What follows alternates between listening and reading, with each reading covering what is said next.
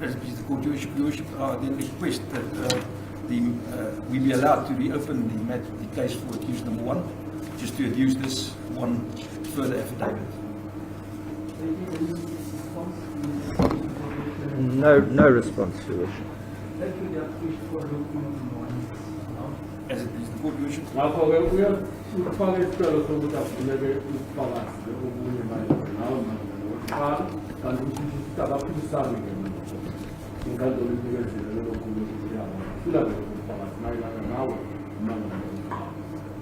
Worship, the additional supplementary affidavit reads as follows. I, the undersigned Shafiq Sali, do hereby make oath and state that 1. I am an adult male attorney, duly admitted and practicing as such. I am the senior partner at Sali and Ismail Incorporated, Johannesburg, the attorneys of record for the bail applicants herein. I am dealing with the applicant's matter at my firm. I am the deponent to various affidavits that have been submitted in support of the applicant's application for bail. 2. The facts herein contained are, unless otherwise stated or unless the context otherwise indicates, within my own personal knowledge and belief, both true and correct. 3. In proper fulfillment of my mandate and duty to the applicants, I had considered obtaining an appropriate affidavit from our former Minister of Health, Mr. Zweli Mkhize, of course, with the prior consent of the state. It is common cause that in response to our request to engage with Mr. Mkhize's attorneys, the state placed on the record during the bail proceedings on Friday, 5th November 2021, that Mr. Mkhize was considered a potential state witness or suspect in the investigation. 4. It follows that I and the applicants are legally barred from engaging with Mr. Mkhize and or his legal representatives in regard to the matter. 5. Consequently, we are unable to solicit any comment from Mr. Mkhize regarding his incrimination by the first applicant in his confession that now forms part of the record of the bail proceedings. However, I believe it in the interest of justice and this bail court be seized with all the relevant information and facts of the matter, that it be disclosed as Mr. Mkhize has in widely circulated media reports, in fact, responded to the said allegations that have been made against him in the said confession. I believe it salient to record one such report by the Daily Maverick here, wherein, inter alia, it is stated, quote, the statement from Mr. Mkhize, released on Wednesday, said it was with shock and sadness that he learned that his name had been dragged into the case of the men arrested in connection with Deokaran's murder. Mkhize would like to take this opportunity to assure the Deokaran family and all South Africans who are still reeling from the trauma of this callous crime that he had absolutely nothing to do with it, nor the alleged procurement irregularities which are believed to have driven it. The statement reads, it should be remembered that these alleged procurement irregularities took place at the provincial level, far away from the national sphere of government where he was deployed as a National Minister of Health. Unquote, end quote. 6. Respectfully, the unequivocal denial by Mr. Mkhize of the contents of the confession by the first applicant vis-a-vis Mkhize's involvement in the crime, together with at least the explanation as to the improbability of his connection with the offence, affords further basis for a finding, even at this early stage and moreover, at the hearing of this bail application, that the confession of the first applicant, at least in this material respect, is palpably false. I next marked Annexure SS1, the news article from the Daily Maverick that I referred to, and have extracted the aforementioned excerpt from. It's duly signed and commissioned by Mr. Sali, Your Worship. The relevant portion of the media release is also attached here. I then beg leave to hand this up as further exhibit, Your Worship. Kanti ke lesitatimende lesile esiqeda ukufunda lesiqeda ukufunda kumele siyakhazana ukuthi ongumeli wenu ngoli kanti ke uye kweminyaka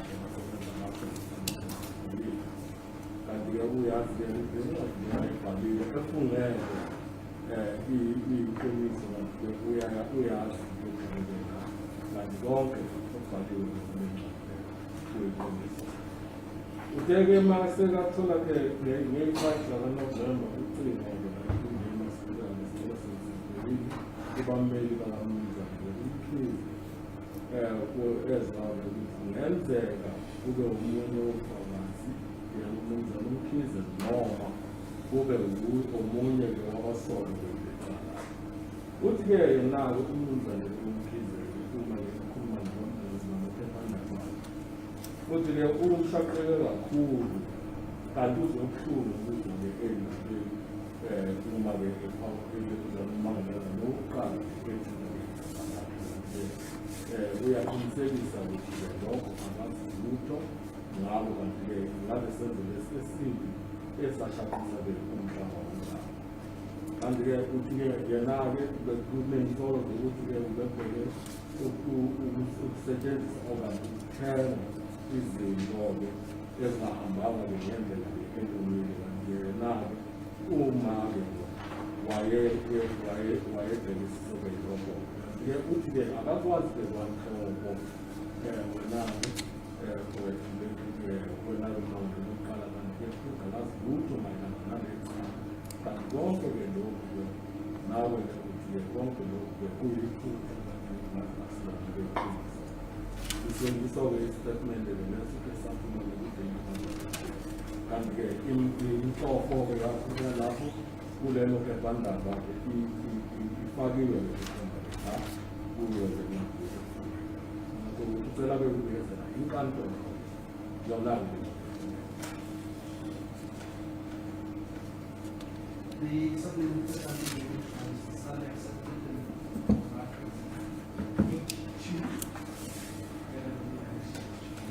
kanti-ke inkantolo yasamukela lesitatimende-ke exhibit phakathi kokuphathekayo. As it pleases the court, Your Worship, no further evidence on behalf of the first applicant. The first applicant closes his case again.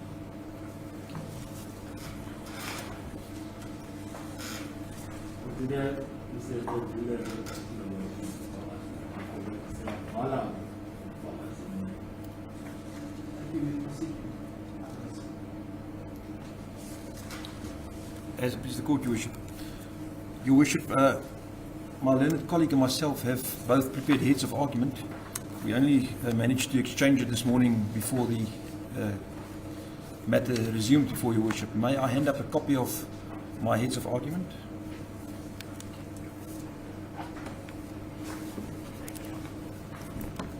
If I may, when you start to address, indicate that this is precise, if you don't want to show whether it plays any exceptional circumstances before court or not. Let's get to the point and confine certain issues relevant. As it pleases the court, Your Worship.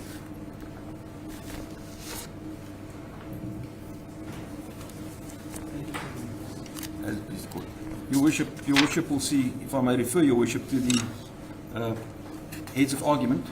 I commence by stating that it is common cause that the applicants are, as Your Worship had already indicated, charged with an offence that forms part of Schedule 6 to the Criminal Procedure Act.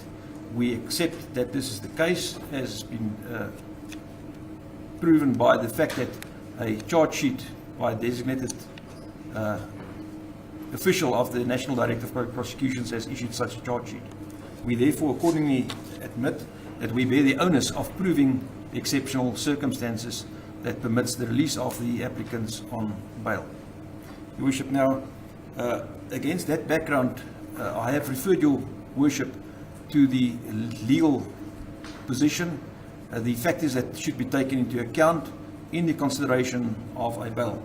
Your Worship, I submit that it is suffice at this stage to say that what the purpose of the legislation strives to achieve is to ensure that if it is at all possible, there should be a marriage between the interest of the applicants to be released on bail with the protection of society's interest to ensure that they stand their bail. This is set out in the cases that I refer your worship to. I also refer your worship specifically to the fact that an applicant or any arrested person is entitled to legal representation promptly after his arrest. Your worship, this has been the situation in South African law for more than 100 years. And this position has now been codified and entrenched in the Constitution, and specifically by virtue of the provisions of Section 35, subsection 2, paragraph B of the Constitution, which provides that everyone who is detained has the right to choose and consult with a legal practitioner and to promptly be advised of his rights in this regard. Your worship. In addition, I respectfully submit and I refer your worship to the fact that at this stage the accused have not been convicted. The applicants are accordingly, in terms of the Constitution, the provision of Section 35, as well as the relevant case law, deemed to be innocent.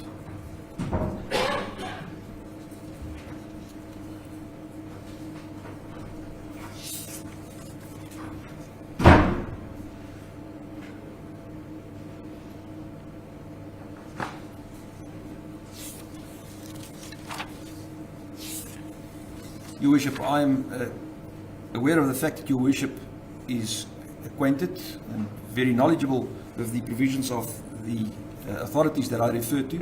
I do not deem it necessary at this stage to refer your worship to any of the authorities that is contained in the heads of argument, unless there is anything else that your worship wishes to hear me on in that regard. I submit the referral or the law, the case law that I refer your worship to is in fact trite.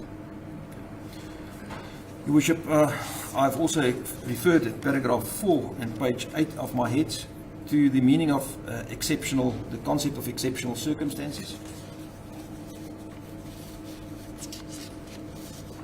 The fact that it was confirmed in a number of decisions, including the Constitutional Court judgments, that exceptional circumstances may be a number of issues that taken together may constitute exceptional circumstances.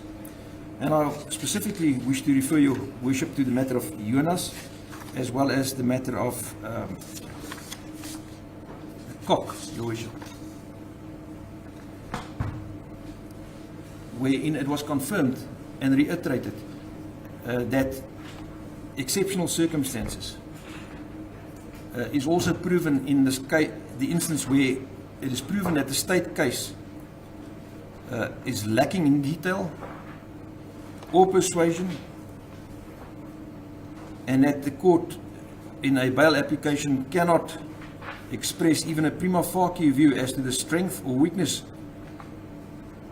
of the state case. And specifically in the Kok matter, your worship, that I was privileged enough to argue before the SCA, the court then said that under those circumstances the accused and or the applicant in a bail application should enjoy the benefit of any doubt that accrues as a result thereof. Your worship, the provisions of section 60, subsections 4 to 9 of the Act, in this regard, it is also trite law that what needs to be proven is a likelihood that the events as set out in those paragraphs will occur, and not just a mere suspicion or a possibility that those events might occur.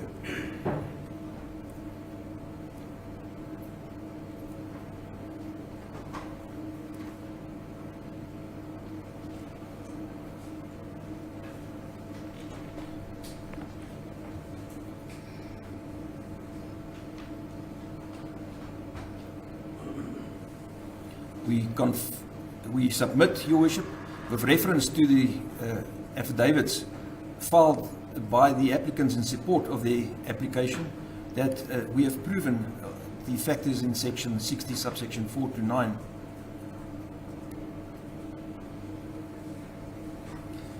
By virtue of the fact that we comprehensively dealt with the personal circumstances of the applicants, the emotional, family, community and occupational ties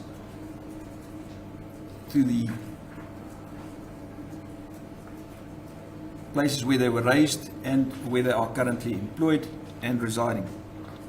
Your Worship, we dealt with the assets of the applicants, the absence of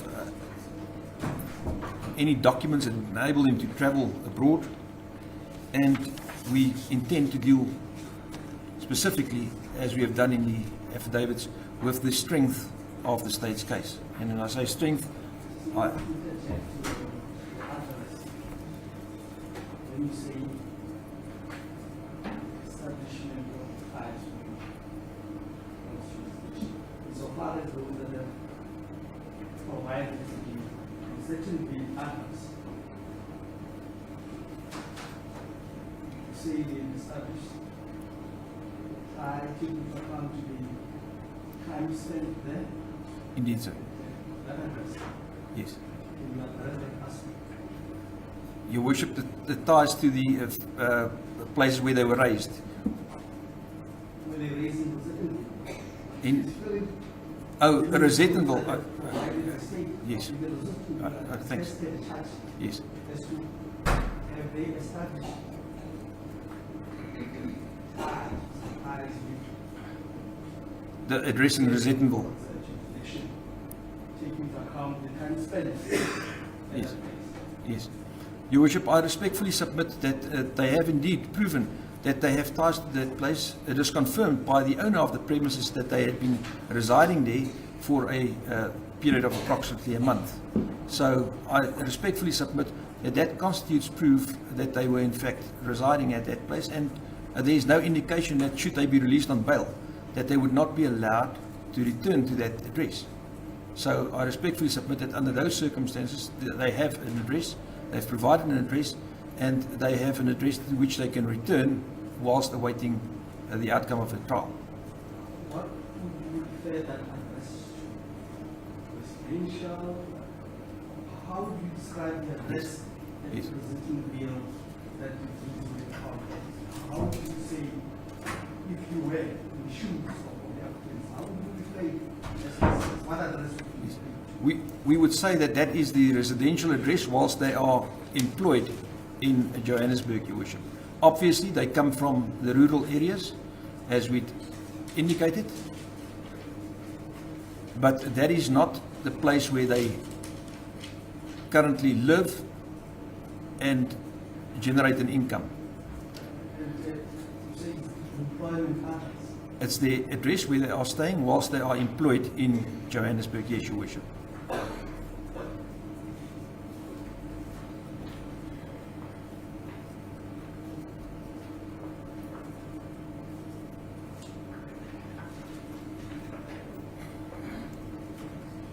And I take it that the employment address will be coupled with the employment as well. You say, Yes.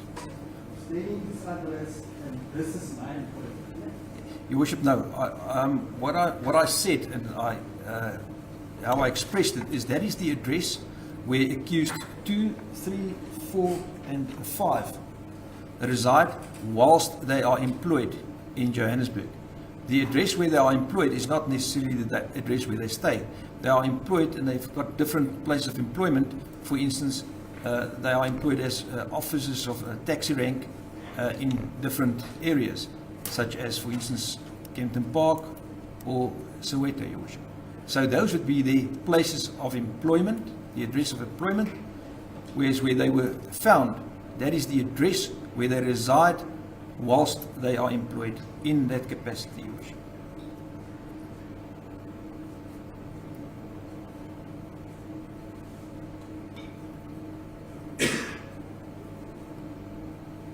Thank you.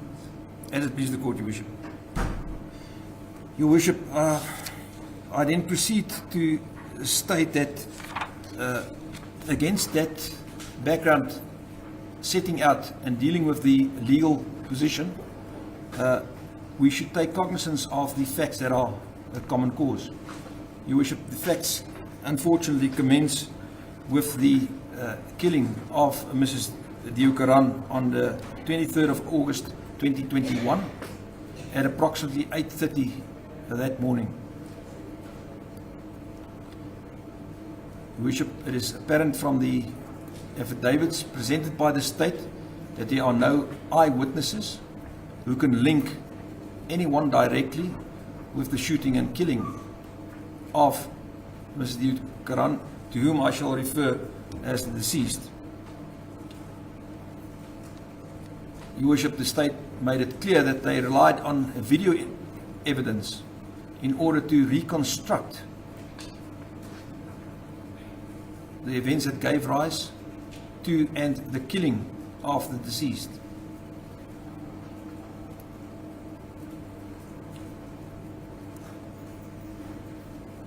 It is further common cause, Your Worship, that there is no clear evidence of the persons or the perpetrators who fired the shots. So there is no video evidence of those persons themselves. It would seem from the investigating officer's affidavit that what had happened is that they had seen a white BMW that is described as having several distinctive features move into a specific area in proximity of the deceased vehicle. The white BMW, as I understand it from the statement, Your Worship, disappeared from the frame of the video, and after what is alleged to have been shots were fired, it is seen driving away at a higher speed.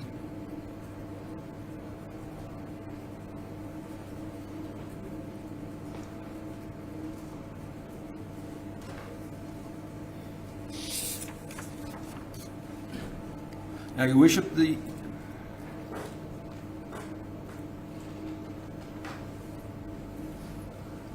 next set of facts that we submit are relevant for Your Worship's consideration in this regard is the fact that the accused, all 6 of them, were arrested on the 26th, that is 3 days later, the 26th of August,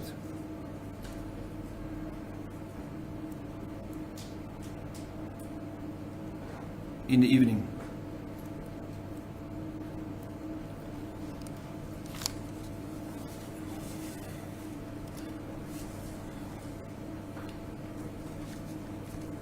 Accused 1 was arrested whilst driving a Volkswagen Polo that the state alleges was seen in the area that the deceased had been in on the day of her killing.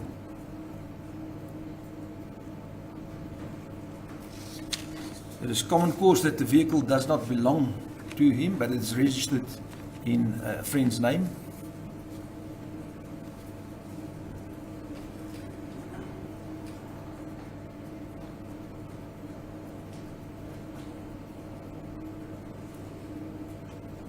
Accused 2, 3, 4 and 5 were arrested at the premises in Rosettenville that Your Worship had referred to.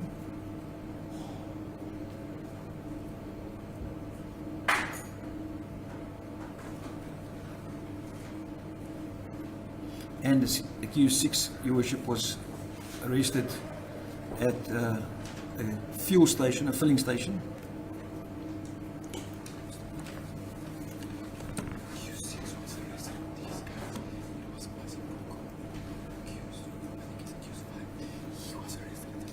Sorry, Your Worship, sorry, it's accused 6 that was arrested with 2, 3 and 4. Accused 5 was arrested in at the filling station. Your Worship, the vehicle he was travelling was also seen in proximity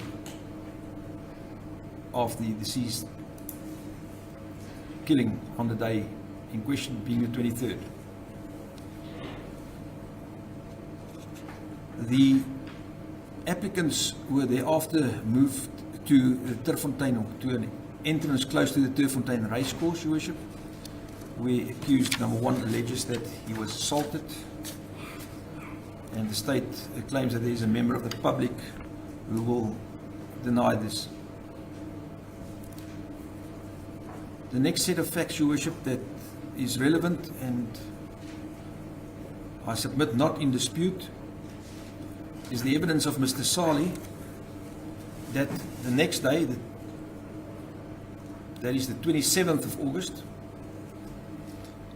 he was appointed as the attorney for the applicants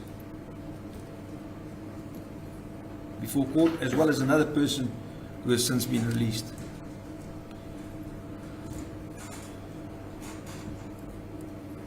He established that the applicants had been arrested by the Hawks, as they are colloquially known, and he attempted to gain access to his clients.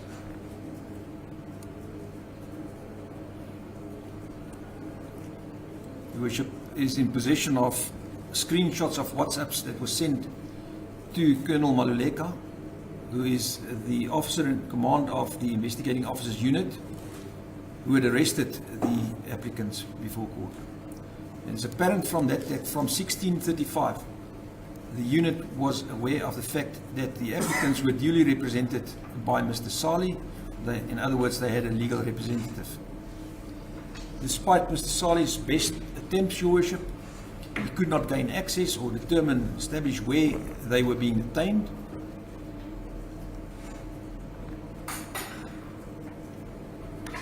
And he only managed to ascertain that they were being detained at the Johannesburg Central Police Station on Saturday, the 28th of August.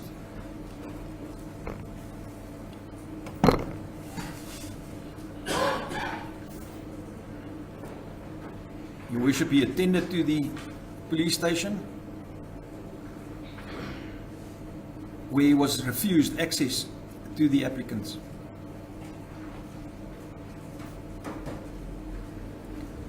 This resulted in inter alia an occurrence book entry being made by Mr. Sali,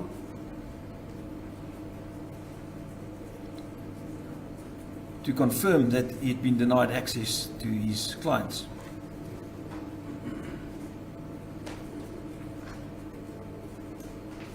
He only gained access to his clients at approximately 1400 hours on a Saturday, Your Worship.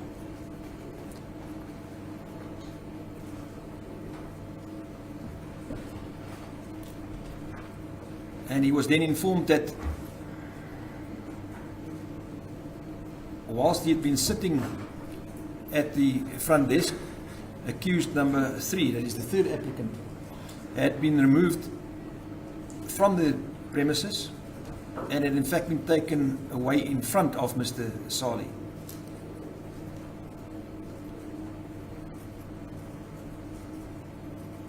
In the consequence, he could not consult with accused number 3 at that stage.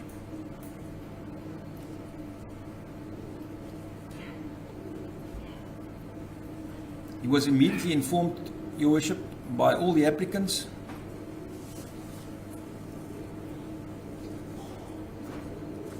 that they had been assaulted and that statements had been taken from them as a result of coercion.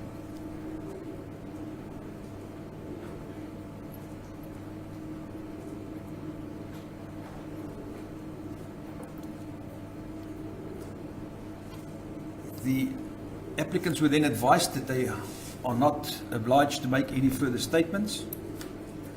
They signed resolutions to this effect that was handed to the police. Subsequent to that, Your Worship, no further statements or pointing out were made by anyone other than accused number 3, who was removed by the police whilst they knew that his attorney was present, and in the process he was denied his access to legal representation.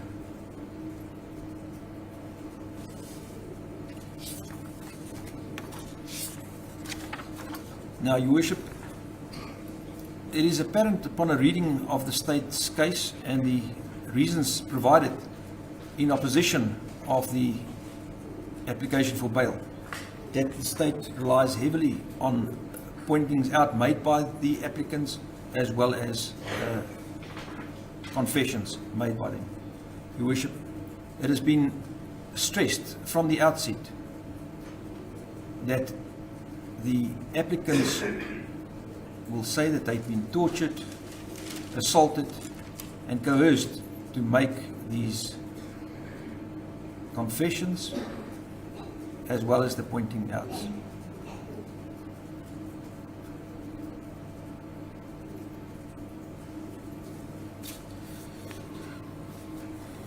Your Worship, and Can the pointing out confessions, the state essentially saying our evidence is circumstantial.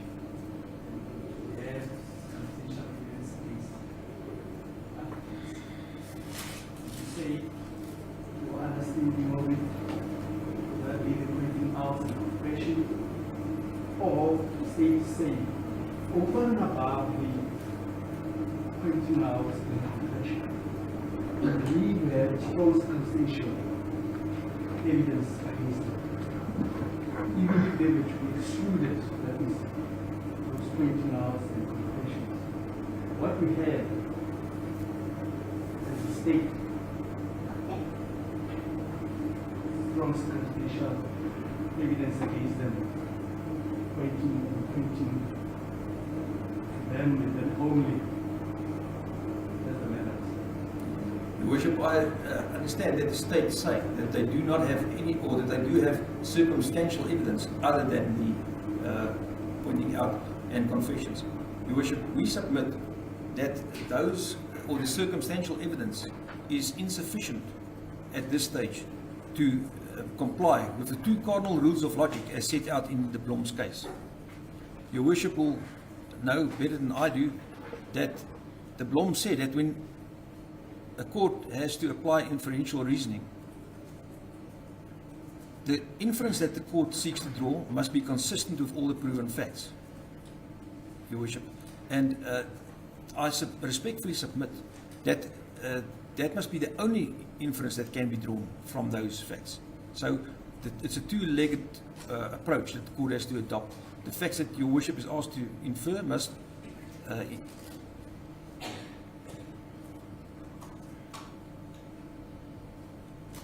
be consistent with all the proven facts, and it must be the only inference that Your Worship can draw from that. Now, Your Worship, I respectfully submit that it is clear upon a perusal of the circumstantial evidence on which the state relies that it is not the case.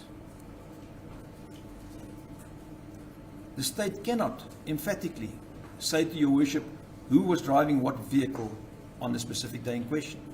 The state cannot even say whether the white BMW, the distinctive white BMW, was used in the shooting. Your Worship, a firearm was found in Rosettenville at the house where accused 2, 3, 4, and 6 were arrested. We were told that the state was going to investigate this firearm further. The state would submit it for ballistic testing as well as DNA.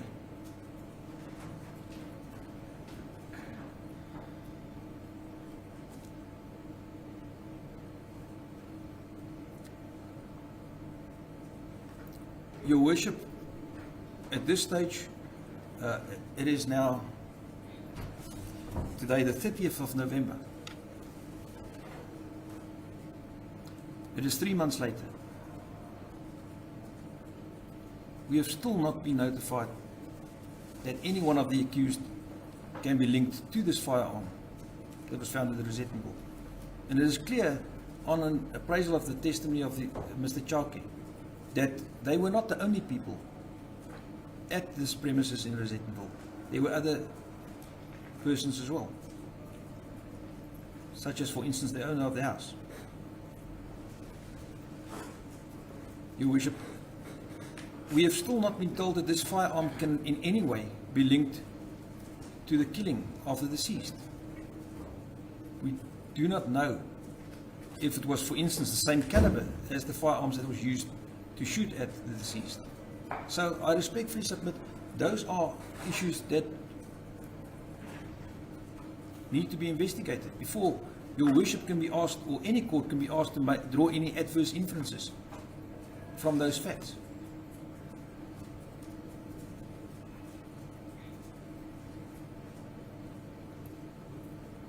The white BMW that is as distinctive as was claimed by the investigating officer, Captain Chauke, has not been found.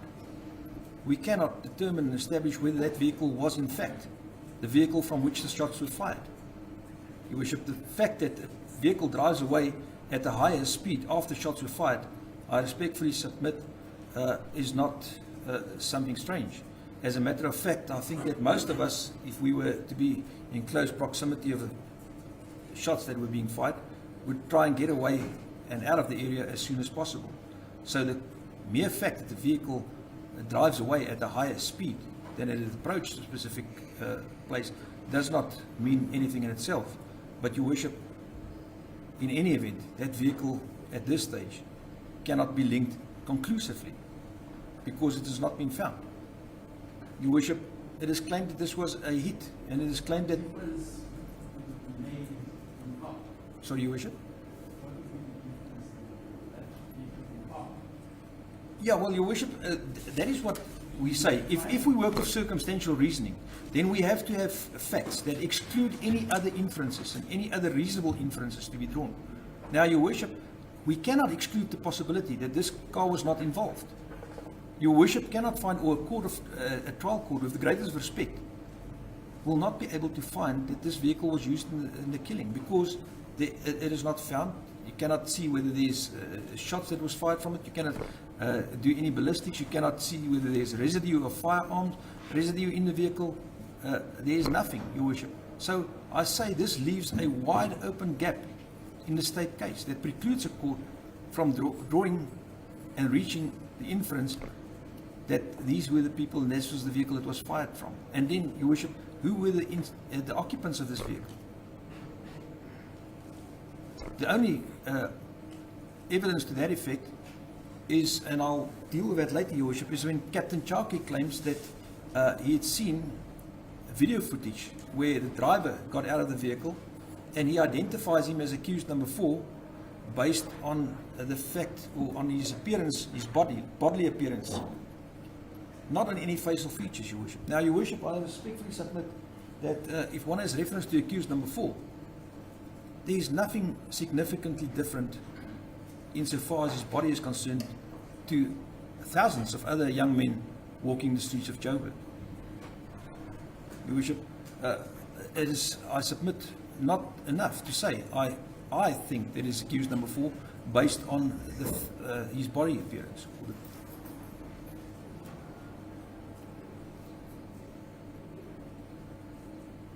Your Worship, in addition to all of this, the state claims that this was a case where the murderers were paid large amounts of money, cash money, for having committed the crime. Now, Your Worship, if this is the case, and the accused had felt this urge to come clean and to admit their sins, in a manner of speaking, one would expect them to point out the money that they had received for having been involved and having committed this crime. It is no indication whatsoever of any money that was found, Your Worship. So I respectfully submit, yes, Your Worship, the state can rely on circumstantial evidence, but there is insufficient facts on which any court, I submit, at this stage will be able to find that the only inference to be drawn is that the accused or the applicants were involved in this matter. If the confessions and the pointing outs are disregarded, as I respectfully submit they should be, then I submit that there is insufficient facts from which the court can draw any conclusion as to the guilt of the accused, and the presumption of innocence, Your Worship, should operate in their favour.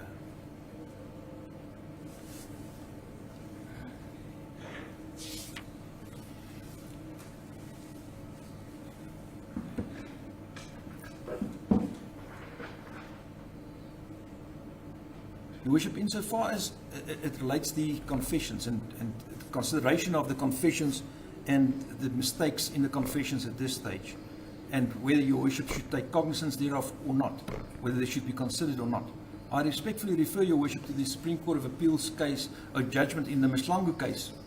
Your Worship, I refer to the Mslangu case with the reference thereof at paragraph 7.19 and page 17 of my heads of argument.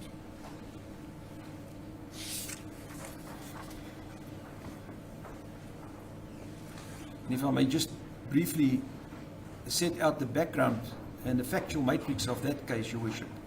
Your Worship, a particularly heinous crime and murder was committed in that specific instance. A police officer proceeded to arrest Mr. Mslangu, and subsequently, Your Worship, tortured him with other members of the SAPS by placing a rubber tube or a plastic bag over his head, Your Worship, quite similar to the allegations made in this specific instance. And after a couple of hours, Mr. Mslangu ultimately succumbed and he confessed to what he had done, saying he'd committed the murders.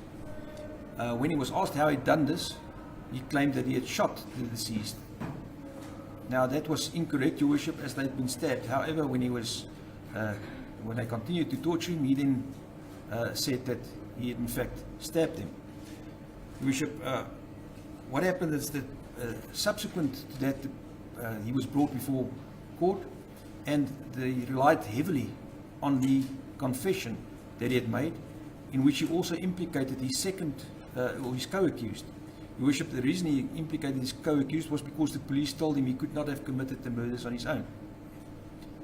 Now, Your Worship, against this background, he appeared before court, the matter was remanded, and he was detained in custody. Your Worship, subsequent to that, other culprits were arrested. They were linked by objective evidence, such as fingerprint evidence and so forth, to the crime. They were charged with the murders, and they were convicted. The charges against Mr. Mslangu and his co-accused were then withdrawn. He then issued a summons against the Minister of Police, Your Worship, in which he claimed damages for the unlawful arrest and detention. Your Worship, now, what is important in this... I think that was the trial stage. This that you're talking of was a trial stage. Yes. And even an appeal stage. Yes. How do you link this with consideration and praise? As it pleases the court, Your Worship, that is what I now refer Your Worship to. Your Worship, what happened is when the matter served before the Supreme Court of Appeal, the Supreme Court of Appeal concluded that the confession that he had made would have been the material consideration which caused his continued detention at his first appearance and the subsequent appearances. And the Supreme Court of Appeal then held, Your Worship, the following. And this is, I submit, of the greatest importance in this regard, and it answers Your Worship's question. On probability, had the plaintiffs in this matter applied for bail, the magistrate hearing the bail application, just like the judge in the trial court, would have had no difficulty in concluding that the confession was inadmissible, which, if that was the reason for the continued detention, would mean that the state would have had no case against the plaintiffs, and they would have been released, whether on bail or otherwise, that is, if the charges were not withdrawn. In other words, Do you understand that to mean that even the bail court should make a pronouncement as to the admissibility inadmissibility of the evidence, or what's your understanding of that statement?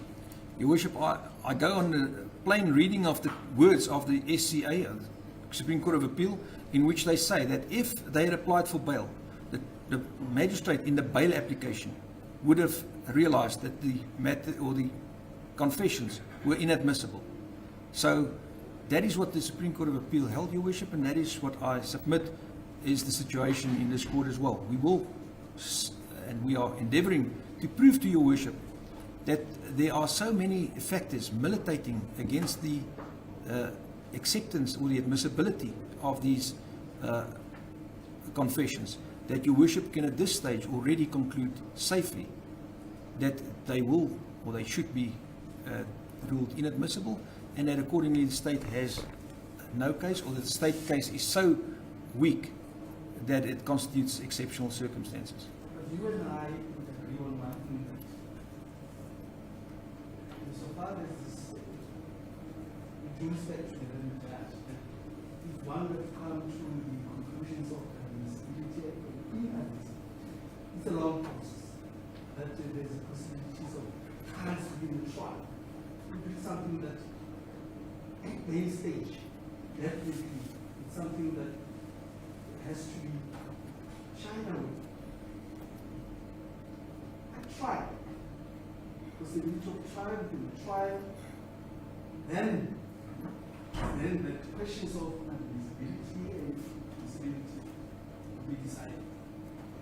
Insofar as the judge stated what he did, but it's not an easy ride for the match court at base stage to deal with those aspects thoroughly as in the trial stage to conclusively say admissible or inadmissible.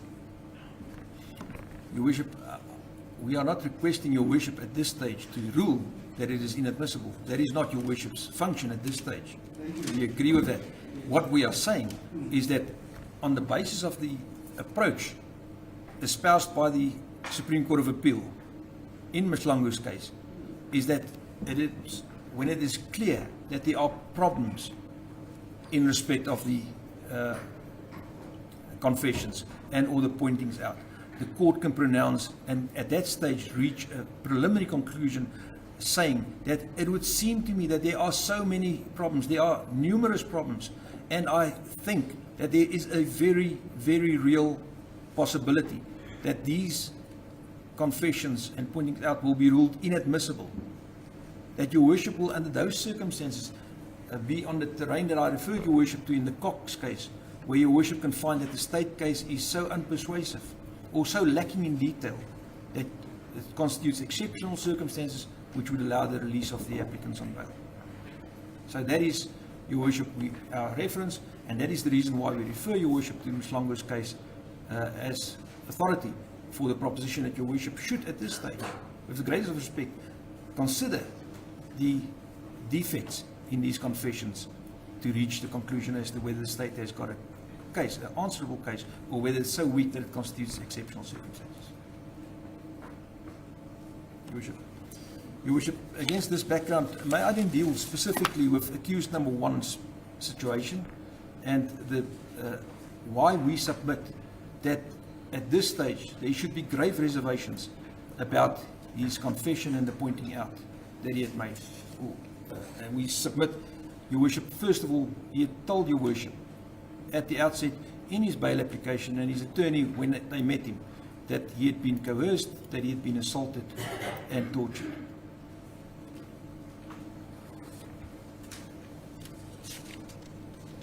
Your Worship, now the first thing that one should take into account in dealing with any of these issues is the fact that the applicants were all denied their fundamental right to legal representation from the outset.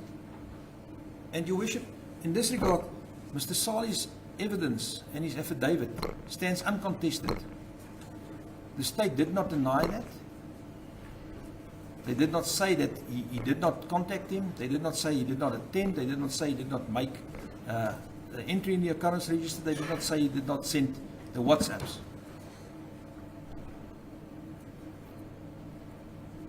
Now, Your Worship, the mere fact that the accused are deny the legal representation when the attorney seeks access to them is in itself something that warrants this court's disapproval. Not just this court, but any other court. It infringes on their right, as set out in Section 35, as out earlier referred your worship to. It is an abuse of power, your worship, to prevent the attorney from consulting with his clients. And I respectfully submit that the only inference, and here we can safely, your worship, work with the inference and the rules of cardinal rules of logic as set out in Blom's case. I submit that the only reason why the investigating officer would prevent the attorney access to the clients is because they were being tortured, because they were being unduly influenced.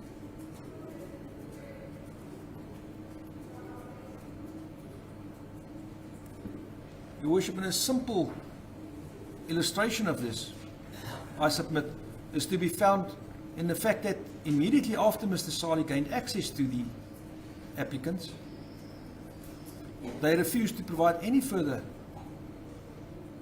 statements, and accused number 5 specifically, who was taken out and who had to repeat what he had allegedly said to the investigating officer, refused to do so. Your worship, I submit under these circumstances we can accept safely that the only reason why Mr. Sali was refused access was to allow the investigating officer and his team the opportunity to obtain information by undue influence.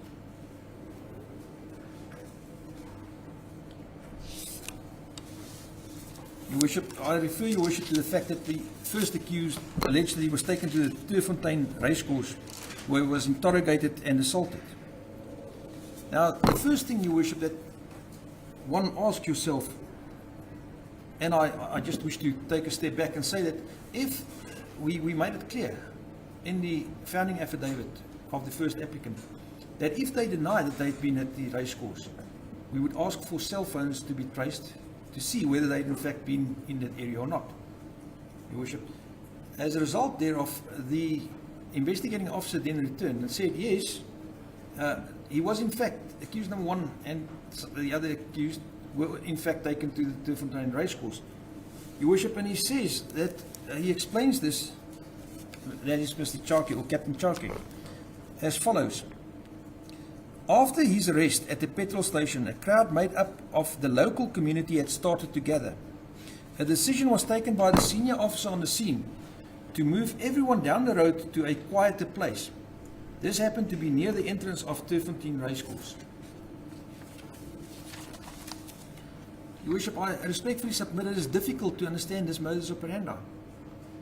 If the police had wanted to consult with the applicant and or the other applicants in circumstances that was conducive for such a private consultation, why not move them to the police station?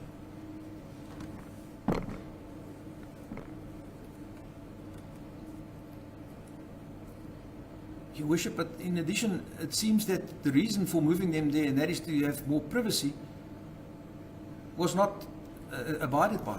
According to Captain Charkey, a member of the public, and that is in his supplementary affidavit, a member of the public attended to the scene, and he is willing to come and testify that allegedly there was no assault. Now, your worship, the problem with this is to be found in the affidavit, in which it is stated that this is a member of the public that allegedly earlier that evening assisted the police in the apprehension of the applicant. Your worship, he is definitely not a mere member of the public and an objective outsider. But, your worship, the question... Your worship? Well, we do not know yet. We've still not been told. We will, I assume, be informed of that in due course when we reach trial stage. But at this stage, it's apparent that he had not just been a mere bystander.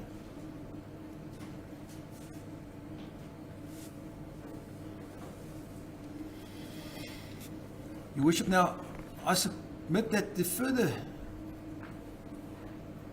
evidence about the detention at the consultation at the Turffontein race court, Your Worship, should also be considered. And that is that the first applicant was detained there from around 1930. And from there he was taken to the Kagiso police station. We arrived at 8 minutes to 1 o'clock on the morning of the 27th of August.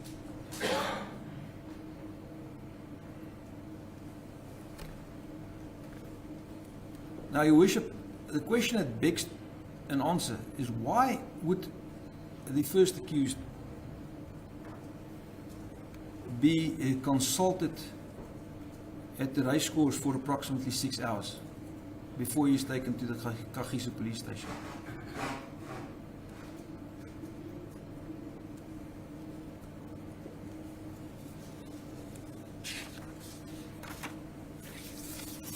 Your Worship, I submit that the inference accords with the first applicant's testimony, that is that this was when he was assaulted and tortured in order to make a false confession. That is the only reason why he would be consulted for a period of 6 hours at such a remote and isolated location.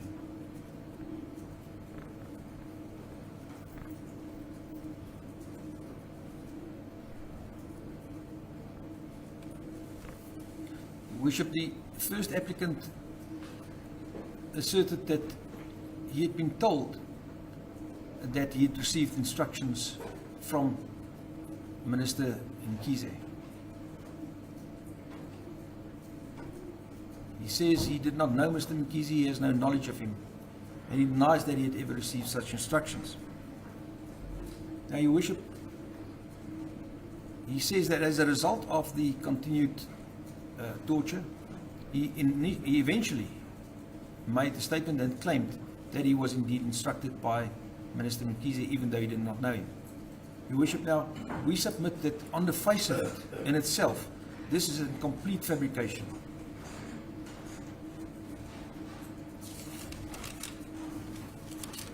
Your Worship, this is confirmed, I submit, by the supplementary affidavit that we read in this morning, where Mr. Mkhize made a statement to the press. And he said he does not know the deceased.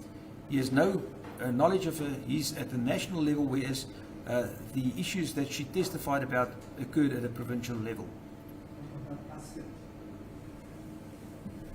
What would be the weight that the Scot attached to that very first statement by Mr. Mkhize? Your Worship, I respectfully You and I will agree Yeah. that the mere statement is not under oath, can never be tested. The court cannot very much attach much weight to that. As my learned colleague had said to Your Worship as well, a bail application is a sui generis application, Your Worship. In this instance, hearsay is permissible.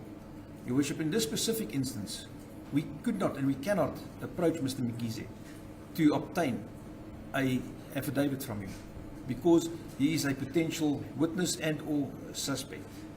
So we cannot approach him. The rules still apply of evidence in the bail stage as to what weight you attach, what kind of evidence that's before you. As the court is looking to view where we are, we don't have anything under oath from you, as you say, potential witness. Now, the $1 million question still remains. Can the court attach weight to such statements which press at the stage and say, yeah, no, it carries weight? Your Worship, I submit respectfully that Your Worship can. Why? Your Worship can find that such a statement was made. As a matter of fact, Your Worship, I respectfully submit that Your Worship cannot find or reach any other conclusion other than that such a statement was made. That is not disputed. What Your Worship, I would submit, might have a problem with is It's all about what impact we had on this bail application. Now we're not a trial. yes.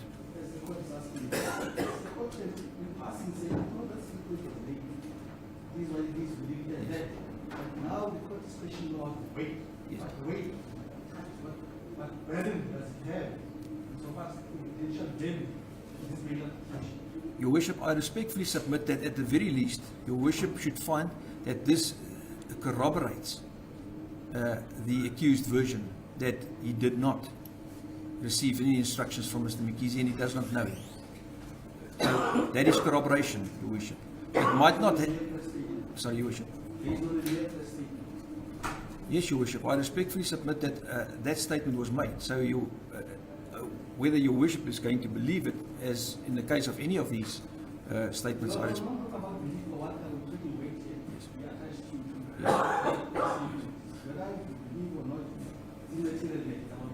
Yeah. I respectfully submit, Your Worship, that Your Worship should find that there is a statement by Mr. Mkhize in which he denies that he knew the thing. So that, I respectfully submit, corroborates. And that is the weight that should be attached to it, Your Worship. Thank you, Your Worship. Your Worship, that is not the only issue in this regard that should be considered. It's just one of the issues in this regard.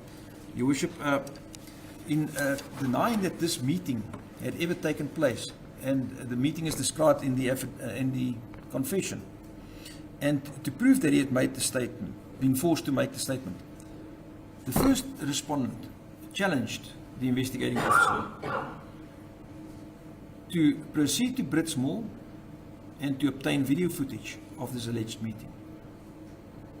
Your Worship, he said he's at liberty to do so because it will prove that he had never met Mr. Mkhize under those circumstances as set out in the confession. Now, Mr. Mkhize, or the investigating officer, did not respond. He's not provided us with a response, but one would assume that he would have followed up on this, and that in the absence of any evidence to the contrary, there is no video footage to indicate that such a meeting had ever taken place. Now, I submit, Your Worship, this together with the denial by the first applicant that he'd ever said this and he'd ever met him, with the fact that there was a press statement by Mr. Mkhize in which he denied it, read with the fact that there is no video evidence to corroborate that this had taken place,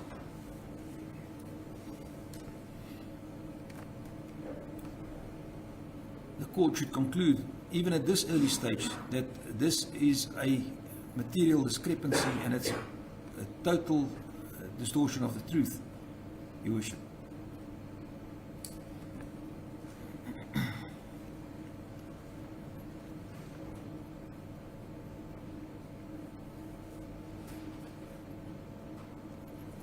Your Worship, a further issue that has to be addressed is that the first applicant claimed in the confession that he, in his personal capacity, had received 40,000 rands for his part in the murder.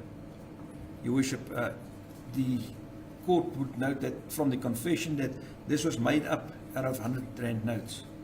He also said that he then deposited this into his bank account.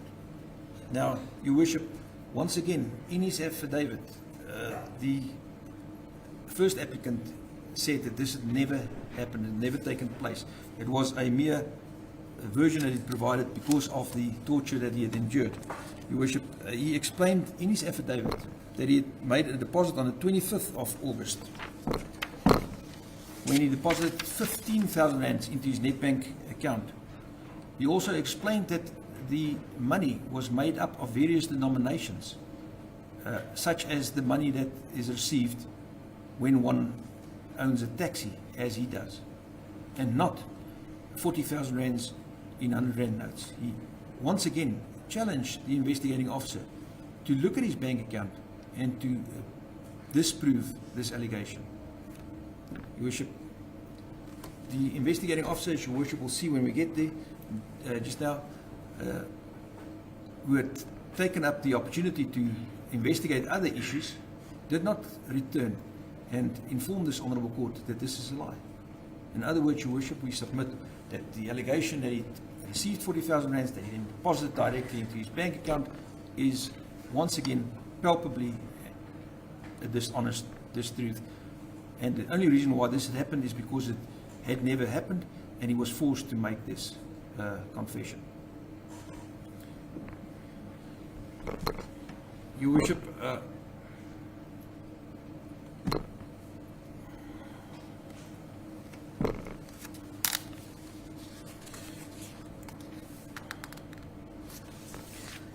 I then refer Your Worship to the fact that the first applicant, when he filed his founding affidavit, had mentioned that when he was confronted by the police, he was shown photos of his other co-accused and asked to identify them and other individuals.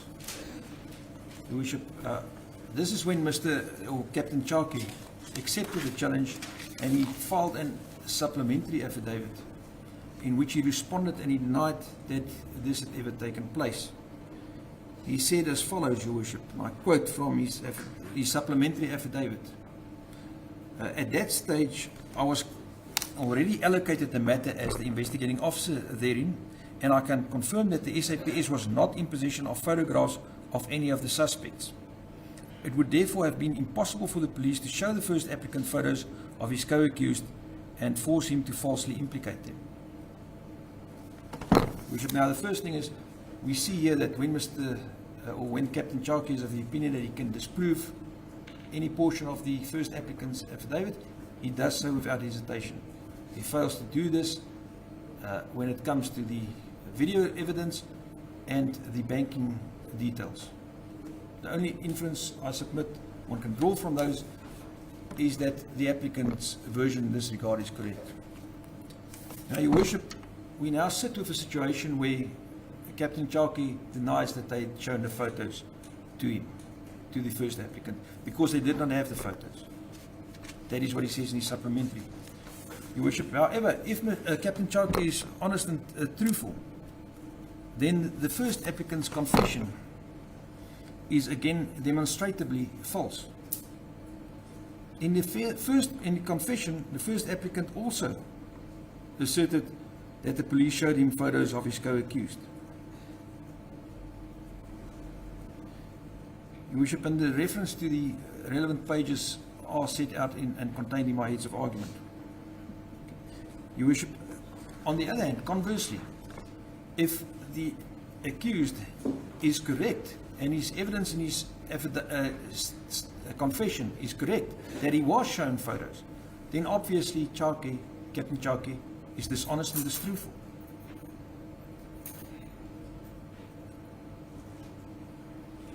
So I respectfully submit that the state finds himself on the horns of a dilemma, Your Worship. Either the photos were shown to the first applicant, as a result of which Captain Chaki would then be dishonest, or the photos was never shown to him, and then the content of his confession is demonstrably and palpably false. Your Worship, so this, with respect, provides another indication, at the very least, of the fact that the confessions were incorrect and obtained as a result of information that was supplied during the interrogation by the investigating officer.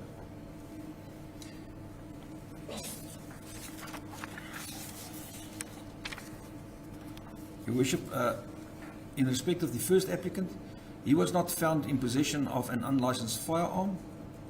The unlicensed firearm was found at the premises where accused 2, 3, 4 and 6 were arrested. So he cannot be linked with the firearm.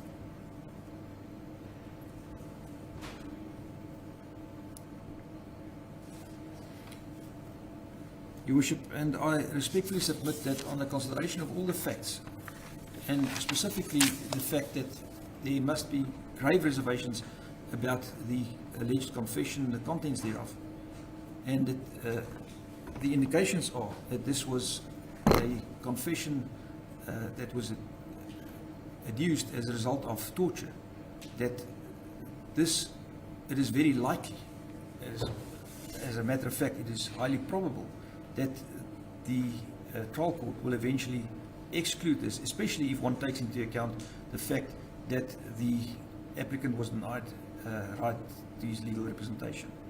And I submit that in itself constitutes exceptional circumstances, because the case against the first applicant would then be so weak that the court cannot make a finding on the strength of the state case.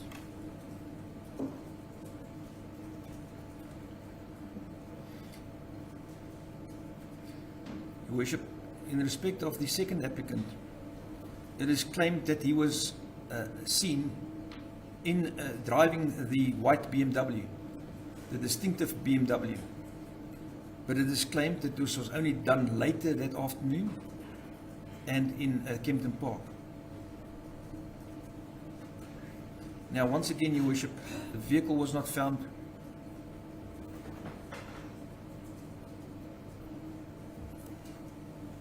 If the state alleges that the fourth suspect was the driver of the vehicle, then the fact that number two was at a later stage seen it, even if it is accepted, which we do not, Your Worship, and which is disputed, it does not take the state case any further. No inference can be drawn from this fact that relate to the guilt or not of the second applicant.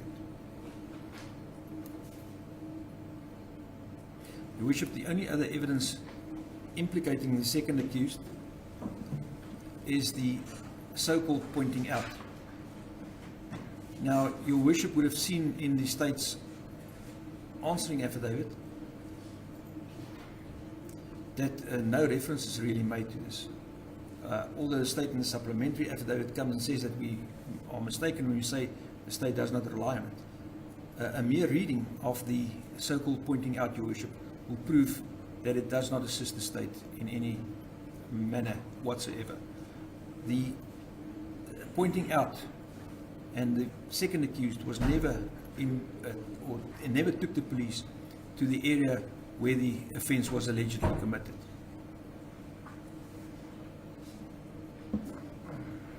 As a matter of fact, Your Worship, on reading those notes and the directions that was given to the person whilst they were driving, there's no indication that he was anywhere, had taken them anywhere close to where the deceased had been shot or seen on the day in question.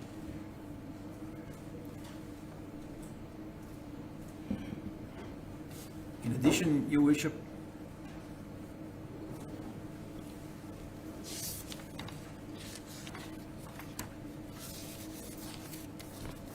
there is no notes.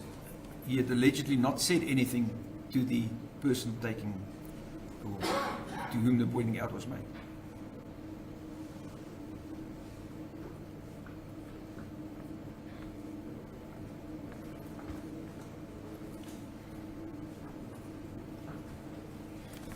The only other evidence that may be said to implicate accused number two is so-called confessions made by his co-accused, Your Worship. We all know that in terms of Section 219 of the Criminal Procedure Act, no confession made by any person shall be admissible as evidence against another person. Such evidence will be excluded against him, Your Worship, unless the accused at a later stage or at any other stage repeated on oath. And I submit from what is before Your Worship, it is clear that none of the accused will confirm the contents of their affidavits or confessions on oath. They deny that those confessions were properly obtained, and they deny that it's admissible. So I submit, Your Worship, in respect of the second applicant, there is no evidence against him. State case is non-existent, as a result of which it is submitted that he should be granted bail in an amount that he can afford.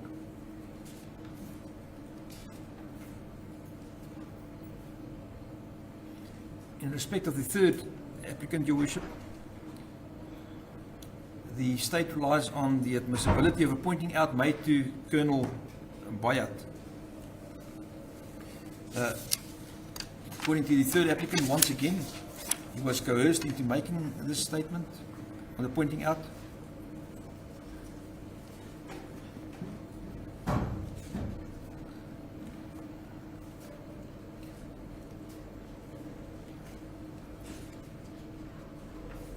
Your Worship,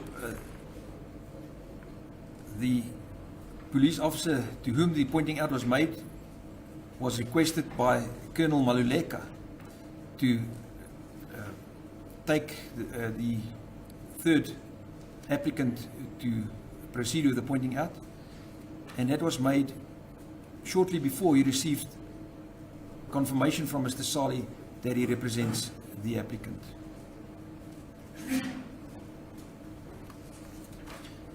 As already mentioned, Your Worship, the third applicant was in fact taken past Mr. Sali whilst Mr. Sali was standing or was present at the charge office in the Johannesburg Central Police Station. Police officers knew that Mr. Sali was looking and seeking access to his clients, and despite that, they still proceeded to take accused or the third applicant out to proceed with the pointing out. Now, Your Worship, I respectfully submit that this is indicative of the absolute contempt with which the investigating team treated the applicants.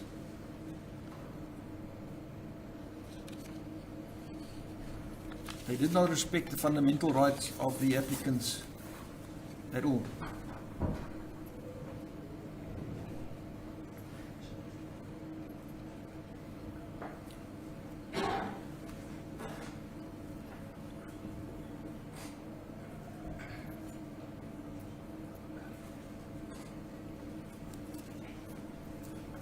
Your Worship, in respect of this issue regarding legal representation, we respectfully refer Your Worship again to the questionnaire that was completed and statements made by the third applicant to the police.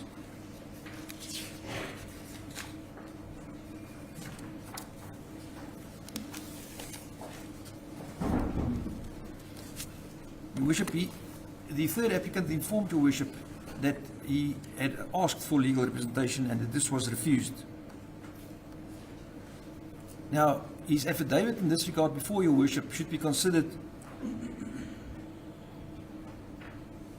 with the questionnaire completed by Bayat, and specifically question 19 as asked and the answer recorded thereto. Your Worship, question 19 inquired when the incident took place. In other words, when did this incident of which you are charged and which you want to assist me with pointing out to take place? The third applicant replied, and I quote, "I cannot remember the date or the day, but it was either Sunday or Monday."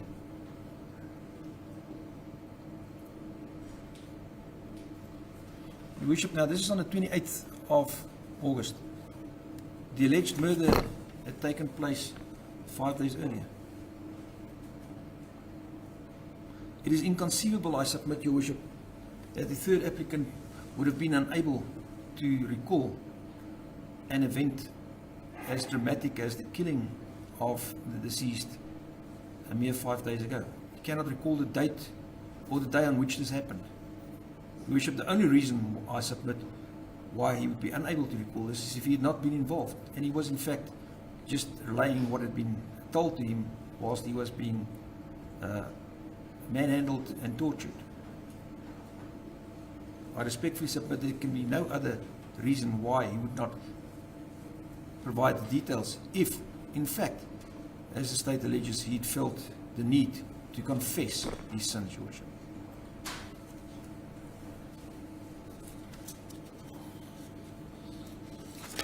Your Worship, in view of what had happened and the fact that the third applicant was taken past Mr. Sali and all the other issues that I referred, Your Worship, to, I respectfully submit that it is also clear that the likelihood of his pointing out being accepted or being ruled admissible is remote in the extreme. When we deal with accused number 4, Your Worship, I already mentioned to Your Worship that the investigating officer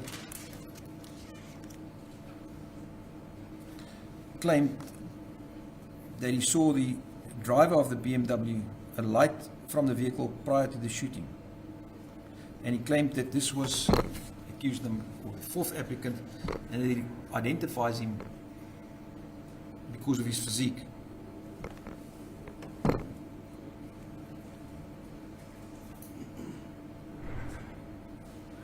Your Worship, I respectfully submit, for the reasons I've already advanced earlier, that this identification will carry very little, if any, weight.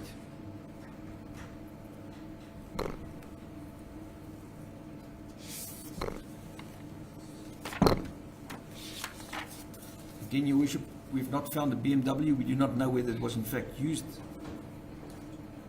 in the killing of the deceased.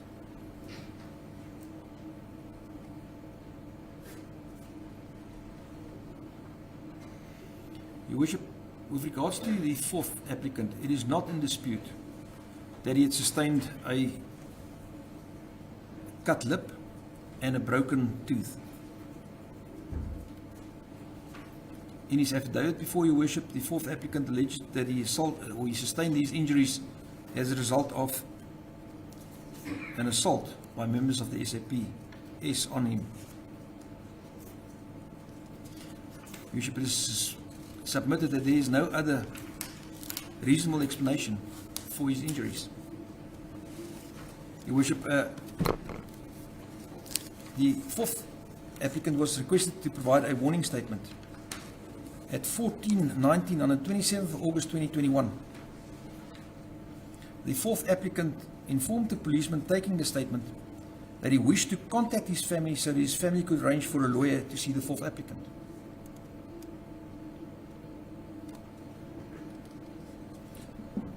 Your Worship, the response from the police officer is recorded in that he informed the 4th applicant that the investigating officer would assist him with a phone call.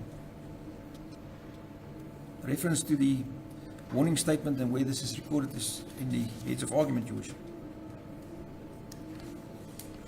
Your Worship, it is not disputed by Chaki that he failed to allow the 4th applicant to contact his family to enable him to appoint a lawyer. In fact, after a lawyer was appointed, Captain Chaki did his utmost to prevent the lawyer from having contact with the 4th applicant, despite the request by the 4th applicant to be afforded an opportunity to legal representation.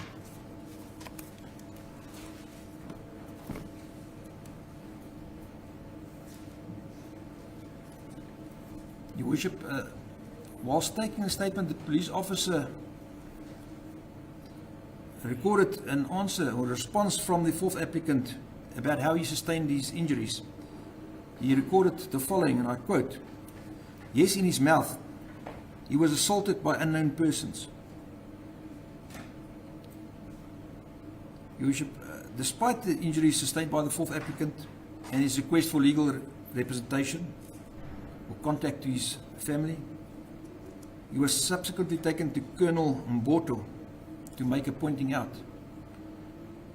Your Worship, the 4th applicant informed Colonel Mboto that he had been assaulted and in fact showed him clearly visible injuries, namely a broken front tooth and a cut lip. This is established from the forms that was completed by Colonel Mboto.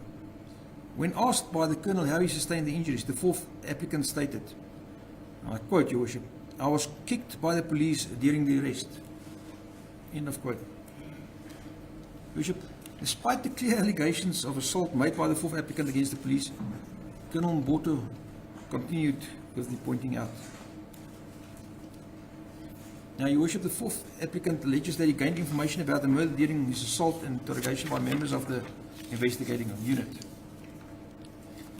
Because he did not have personal knowledge, Your Worship, he also made mistakes in the pointing out. And, Your Worship, in this regard, once again, I refer, Your Worship, to the authorities of the SCA that I referred to earlier. Your Worship, he, for instance, stated, that's the 4th accused, that he blocked the deceased vehicle. Now, Your Worship, It is apparent from a summary provided by Captain Chaki that this is not correct. Captain Chaki asserted that the deceased stopped the vehicle to pick up a pedestrian and not because her car was blocked to prevent her from continuing.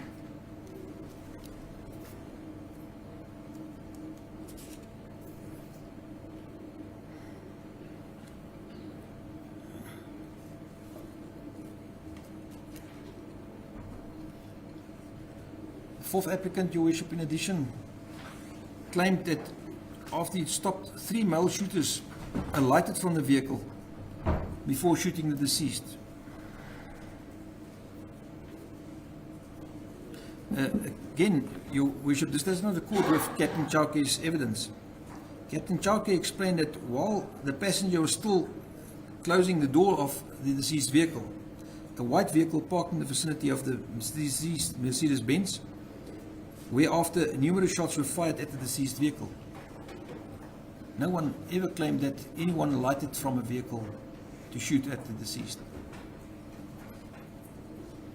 Your Worship, it is submitted that these are the type of errors that one would expect from an individual that is required to provide a statement about a matter of which he does not have personal knowledge. It is accordingly submitted, Your Worship, that once again the fourth applicant has proven that the state case against him is extremely weak, as a result of which he acquitted himself the onus to prove that exceptional circumstances exist to permit his release on bail. Your Worship, in respect of the fifth accused, he is linked to the offence by virtue of the fact that, inter alia, 2 photos of the residential complex where the deceased resided was found on his phone, mobile phone. The deceased motor vehicle appeared in one of these photos. In addition, it is alleged that after his arrest, the fifth applicant, quote, confessed to his involvement, unquote. Your Worship, the fifth applicant explicated that he is a bold driver and that the history of his rights will confirm that he often works in the Johannesburg South area, including Mondial. He took photos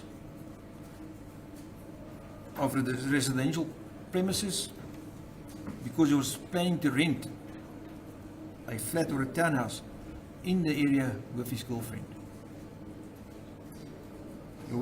Your Worship, yes, Your Worship, he was in the area and he took photos because he considered renting a flat or a townhouse in that area with his girlfriend. Now, Your Worship, the investigating officer took issue with this and referred to the income as provided by the fifth applicant in his founding affidavit and said that the units in that area would cost more to rent than the money that he has left at the end of every month. However, Your Worship, it was also stated in the founding affidavit by the fifth applicant that his fiancée or his girlfriend is employed. So, Your Worship, with all due respect, the inference drawn by the investigating officer that he would not have enough money to rent a unit in that area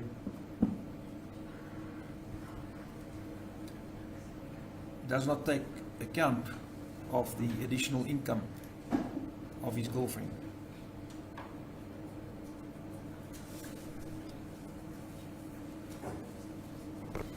Your Worship, the fifth applicant also claims that his so-called confession immediately after his arrest was extracted as a result of torture. The confession, Your Worship, was not reduced to writing. Captain Chauke then set out or filed an affidavit setting out what the fifth applicant allegedly conveyed to him. Chauke's affidavit is titled, quote, interviewing statement of suspect. Your Worship, now our courts, and Your Worship is well aware of this, have over many years repeatedly drawn attention to the undesirability of having an investigating officer take down a statement or a confession. The reasons advanced by the courts is clear, and this was set out by the Honourable Judge of Appeal, Mr. Justice Janssen, that these instances provide fertile grounds for improper conduct by police officers. So we've been warned, Your Worship, investigating officers should not take confessions. They are involved as investigating officers, they're not objective, they cannot be relied upon to take it. And if we allow this to happen, it will cause fertile grounds for misuse and abuse of the powers, Your Worship. But in this affidavit, obtained and filed in disregard of this judicial warning, Chaki states that he proceeded to the Joburg Central Cell to interview the first applicant on the 28th of August 2021. Your Worship, the reference to the document in the page is contained in the heads of argument. Your Worship, however, the problem for Captain Chaki is that this statement was already commissioned at 10 o'clock the previous day. That is the 27th of August 2021. In other words, the statement was commissioned and deposed to before Captain Chaki allegedly went to the cells to interview the fifth applicant. Obviously, this cannot be, Your Worship. But I submit respectfully that this provides an indication of the mendacity of the investigating officer. Your Worship, the fifth applicant consulted with Sali during the afternoon of Saturday, 28th of August 2021. That is when Mr. Sali eventually managed to gain access to the applicants. He informed Mr. Sali that he had been assaulted and threatened, and he was warned that he would later be required to make a written statement. Mr. Sali then intervened, informed him of his right to remain silent, and when the police demanded of him to make a statement, he informed them he would not make a statement unless he was assisted and represented by Mr. Sali. Your Worship, it is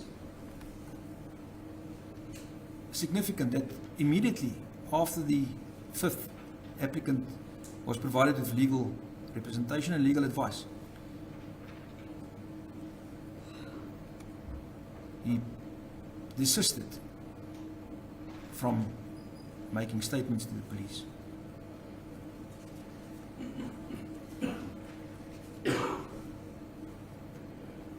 And this provides an indication, Your Worship, that the applicants had not, as they claim, been duly informed of their constitutional rights, not only with regards to legal representation, but also that they are not compelled to make statements. Again, Your Worship, I submit that the fifth applicant has proven that the state case against him is extremely weak or non-existent, and this constitutes exceptional circumstances that would permit his release on bail. The sixth applicant, Your Worship,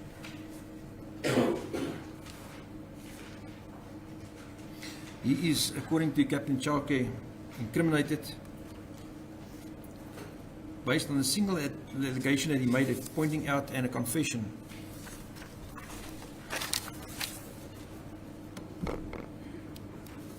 Once again, Your Worship, the sixth applicant claims that he was tortured. He made these pointings out and confession as a result of physical assault and threats.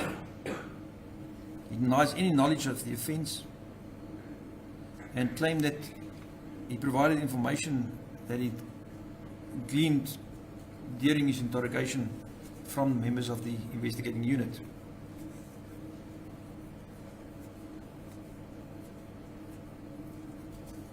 We should, once again, perusal of his confession will provide real mistakes in this confession.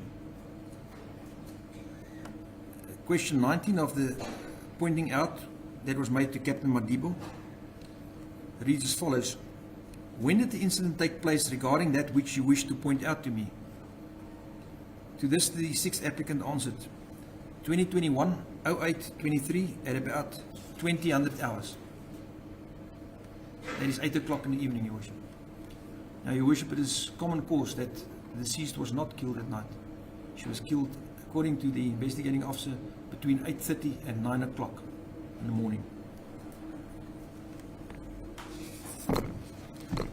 Your Worship, in addition, the sixth applicant alleged in the confession that they stopped next to the deceased vehicle and opened fire on it. Once again, Your Worship, this does not accord with the evidence of Captain Chake, who claimed that this white BMW had stopped a distance away from the deceased vehicle. Your Worship, the sixth applicant claimed that the amount of money that they received was 200,000 rands and not 400,000 rands. And what is of great significance, Your Worship, is that the sixth applicant asseverated that the deceased was alone at the time when she was shot. Your Worship, this is materially different from Captain Chake's affidavit, wherein he alleged that the deceased stopped to provide a ride to another unidentified party, as a result of which the applicants are also faced with a charge of attempted murder. So the version that there was only the deceased is quite clearly also a material mistake.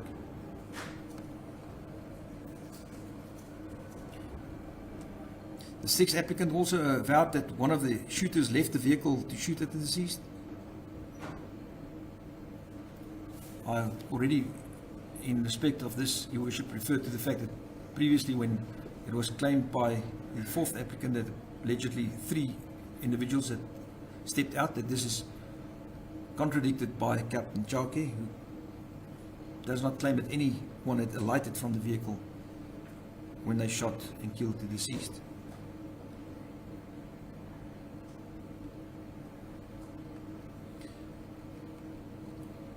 Your Worship, Captain Madibo records that the questioning commenced at approximately, of the sixth applicant, commenced at approximately 13:53, and that they only proceeded on the road at 15:45.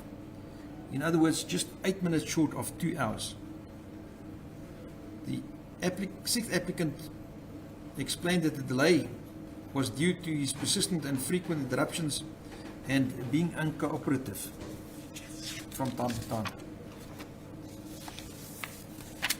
Your Worship, I submit accordingly that the sixth applicant also proven that it is highly probable that the pointing out and confession had been obtained as a result of torture, physical assault, and threats. In this regard, the state's case is extremely weak, and we submit this constitutes an exceptional circumstance.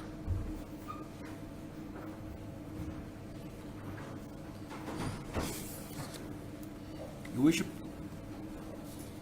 in our final conclusions, we respectfully submit that it would appear from the facts of this case, as we have at our disposal, that Captain Chake and the members of the investigating team were more interested in obtaining confessions than in following the evidence and obtaining objective evidence that would assist them in solving this crime.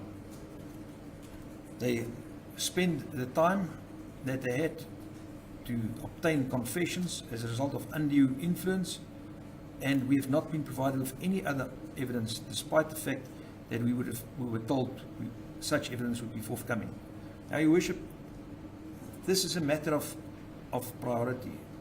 It is, as Captain Chake himself had pointed out, a matter that has drawn the attention of the President of the country. The President of the country hailed the deceased as a hero for the steps that she had taken in fighting corruption. Your Worship, under these circumstances, one would expect members of an elite unit, such as the Hawks, to have ensured that they obtain the evidence that they required, ballistics, whatever, Your Worship, as soon as possible, to expedite it. This has apparently not been done. And this, Your Worship, I respectfully submit, provides another indication of the relative weakness of the state's case in this regard. But, Your Worship, the fact that the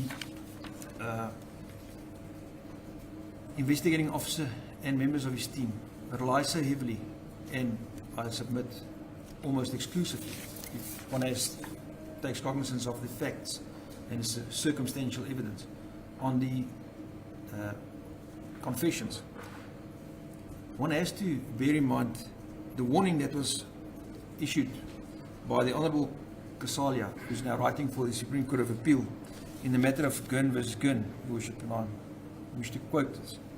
When confronted with confessions made by suspects to police officers whilst in custody, even when those officers are said to be performing their duties independently of the investigating team, courts must be especially vigilant, for such people are subject to the authority of the police, are vulnerable to the abuse of such authority, and are often not able to exercise constitutional rights before implicating themselves in crimes. Experience of courts of police investigations of serious crimes has shown that police officers are sometimes known to succumb to the temptation to extract confessions from suspects through physical violence or threats of violence, rather than engage in the painstaking task of thoroughly investigating a case.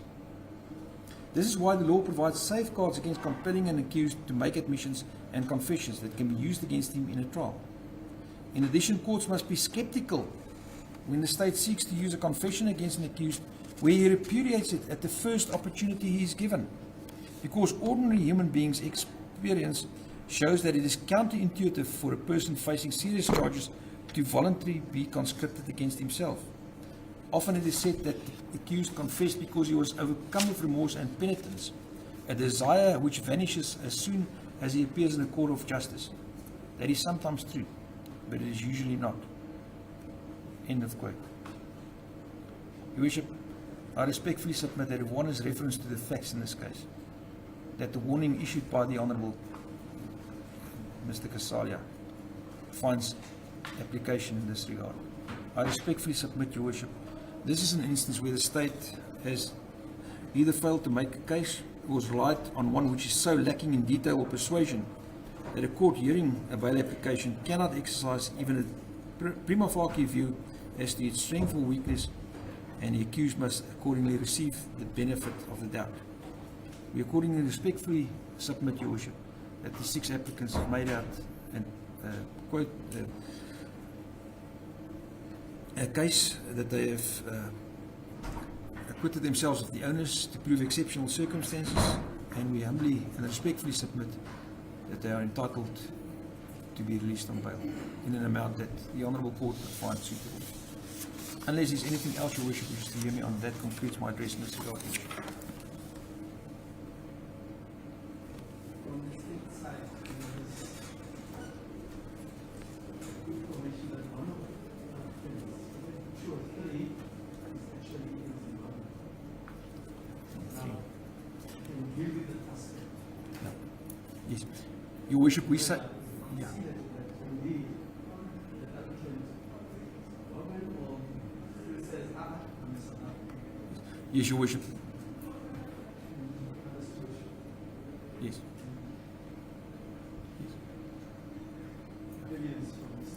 Yes, yes, Your Worship. No, the accused number 3 is the applicant that Your Worship refers to, and he maintains that he is in fact a South African citizen.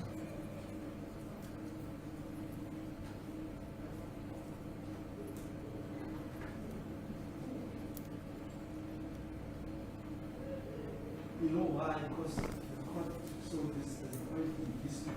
Yes. In that the state is going to insist that he is Zimbabwean. Yes. And the court sees all the cases and closed on the road, then a provision of 60, some 2 conveyors Yes. from someone from the Department of the Home Affairs come and indicate clearly who number 3 is, whether he is a South African or not. As it please the Court, Your Worship. Nationality and identity in their country. Yeah. It's important for this court. Yes. As it please the Court, Your Worship. Your Worship, we maintain, and our instructions are that the accused is a South African citizen. As we indicated, he was born in the Vienna district He was raised in that district. His family is still resident there. So he denies that he's a Zimbabwean citizen, and he confirms and reiterates that he's an African citizen, Your Worship. Your Worship, is that all? Thank you, Your Worship. Okay. Very good. We are never. This is not the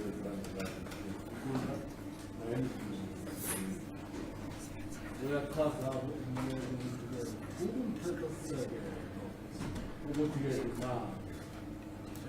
Maybe not my question.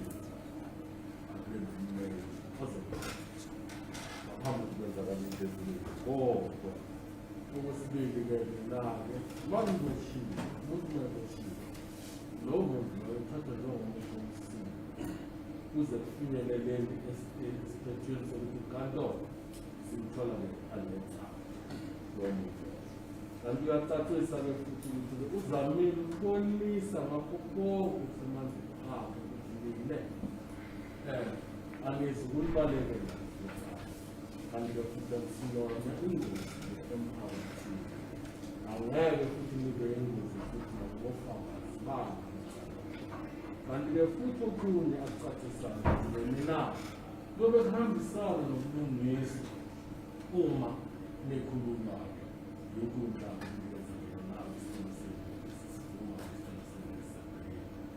kanti-ke uyathathisa ngendlela ey'ningi-ke ubeke namanye amacala-ke inkundla-ke eziphakeme ezathatha khona-ke iy'nqumo ngawo-ke la macala-ke lawo ukuthi-ke abashishisi kakhulukazi kulolu cala-ke abanaye ufakazi obonile ukwenza kodwa kunobufakazi la obulibandakanya kuso lesehlakalo lesi-ke noma-ke lingaboniwe ngoba kunomxoxo okutholakele la-ke khona-ke kuthiwa kubonakala-ke abanye bethu kuwo lowo mxoxo loyo.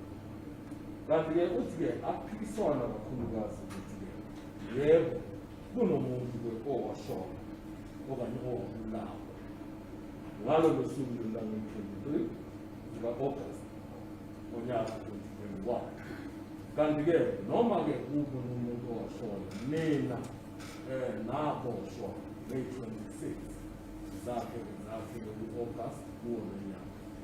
Inkinga-ke eyaba khona-ke uma niboshwe May 26 mina-ke ilungelo lenu lanyathelwa ngamaphoyisa ukuthi manje nibe nommeli ozomela ngaphambi kokuthi-ke nikhulume-ke okuthile okanye nikhiphe iy'fuba zenu emaphoyiseni. Ngakho-ke umnumzane-ke uSali uma ezwa-ke uma sekanikeziwe imininingwane ukuthi-ke anganimela uye wathi-ke yena-ke uma kufika-ke efunisisa kabanzi ukuthi ngabe kahle hle nivalele kuliphi okanye kusiphi isiteshi samaphoyisa. Wathola-ke ukuthi-ke uyafunisisa kodwa akatholi uze watholisisa kahle nge-28 emva kwamalanga amabili ukuthi-ke na lelivalelwe la eJohannesburg Central Police Station. Ufikile-ke lapho mningi imininingwane yezinto, miningi imizamo-ke ayizamile ukuthi-ke akhona ukuxhumana nayo, kodwa amaphoyisa ayamnqanda kusho kanjani ayamnqanda ukuthi-ke akhona ukuxhumana nami ngoba kunesikhathi la omunye wenu esabhizi ematasatasa ekhulumisana nawo amaphoyisa ukuthi ufuna ukumbona. Kunomunye wenu kuthiwa waphuma wadlula nayo khona lapha e-chat office ukuthi ayokhomba la kwenzasehlakalo. Kodwa-ke noma kunjalo ukuthi-ke lokho kuyabonisa-ke ukuthi amalungelo enu amaphoyisa azange-ke awabhekisise kabanzi. Ngakho-ke uyacela-ke enkundleni ukuthi ucela-ke inikezele ibheyili ngoba konke nobufakazi lokuthi nizifake elebuzaneni endabeni engingayazi isizathu sokuthi-ke ninake nanishaye amaphoyisa kanti-ke kunamacala futhi esenkantolweni phakeme la kukhishwa khona isinqumo sokuthi-ke inkantolo ebhekisisa kahle ubufakazi bendawo kumele ibhekisise ukuthi lobo bufakazi lobo umuntu asifaka kubo kumele ithi-ke nawe ushayile bengasiyona yini ingcindezi noma bengasiyona ukusabisa yini ukuthi-ke akhulume zonke lezi zinto asikhulumayo. Ngakho-ke inkantolo iye yaba nenkinga-ke encane-ke la yafuna ukuthi umeli-ke acacise kabanzi ukuthi-ke ngabe-ke uchaza ukuthini ngaloko ngoba ikakhulukazi lelo cala lelo kusetshenziswa uma icala liqhuma nakhona uma-ke phuma-ke ubufakazi obunjalo icala-ke liyamiswa bese kuqalekile phakathi kwalo elivele enkantolo bese-ke inkundla ikhipha isinqumo ngabo lobo bufakazi ukuthi ngabe iyabamukela noma cha bese-ke iqala icala futhi qhubeka.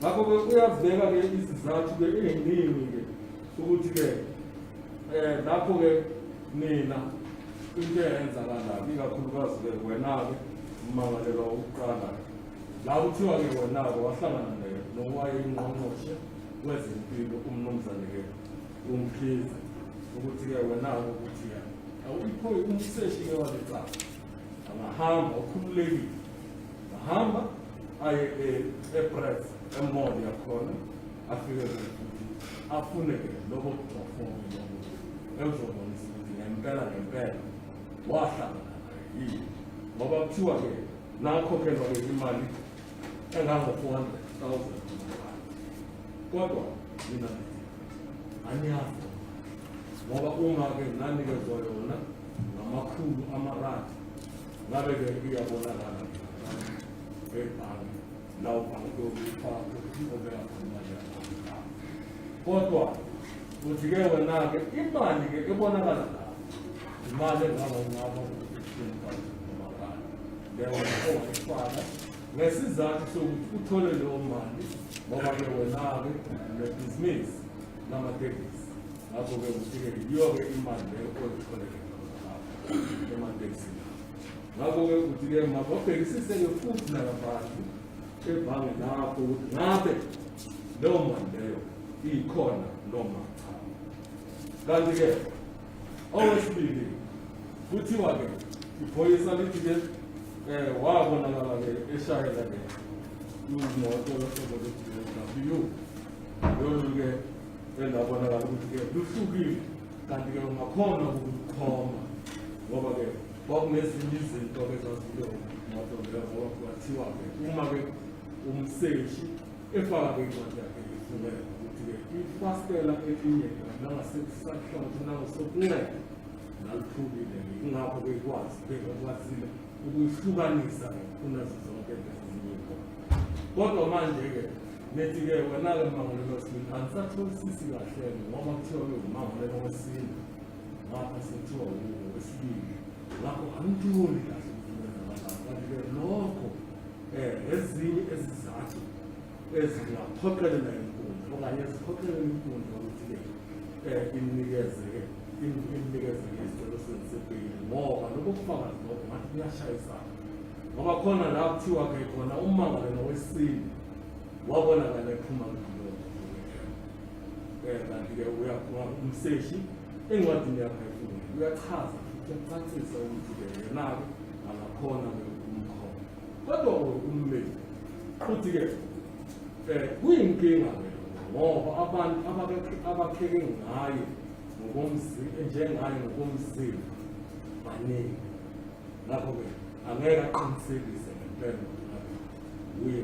wempela futhi-ke wena-ke mmangalela wesibili kuya kwesihlanu njengoba-ke mina naboshwa endaweni eyodwa kanti-ke kunomuntu oqinisekisile ikheli lenu ukuthi yebo lihlala khona lapho kanti-ke futhi-ke abashishisi inkantolo ifuna ukutholisisa kahle ukuthi ngoba-ke kuthiwe-ke benesikhashana lihlala-ke khona lapho ngabe manje kungathiwa-ke lelo kheli vele liqinisekisile yini ukuthi lihlala kulo ukuthi yebo ngezizathu ezilandelayo ukuthi okokuqala-ke niyasebenza-ke nisebenza ematekisini kanti indawo le benhlala kuyo. Abanye benu basebenza le eKempton Park emateksini, kanti abanye benu basebenza le eSoweto futhi emateksini.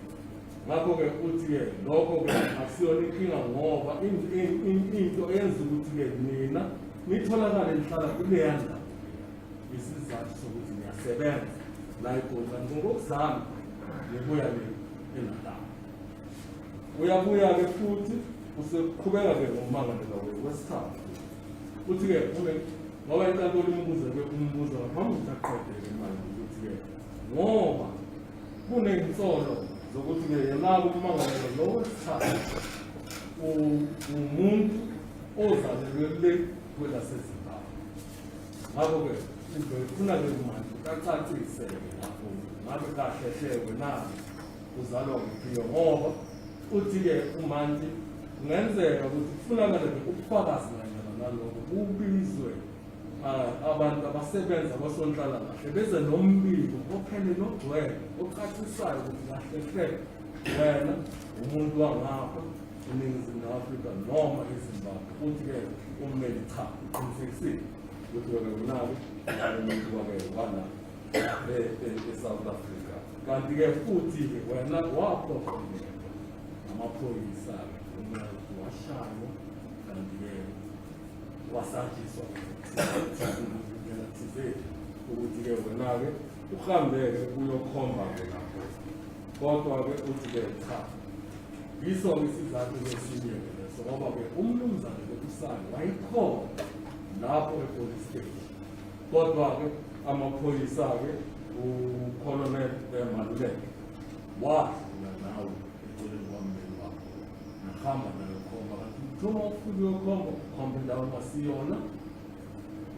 Lokho-ke okunye-ke inkantolo kumele ibhekisise-ke ukuthi kusinye isizathu esikhethekile esiphoqelela inkundla yokuthi inikezele yona-ke ijeyini. Kanti-ke futhi-ke wena-ke ushayiwe wacela-ke futhi nokuthi ucela-ke uba nommeli, kodwa lokho amaphoyisa-ke akushaya indiva. Sibuye-ke size lokwesine. Kwesine-ke kuthiwa-ke ummeli kuthiwa uwe-ke owawushayela-ke le moto yohlobo lwe-BMW nemhlophe le kuthiwa-ke yiyo-ke eyadubula-ke lapho.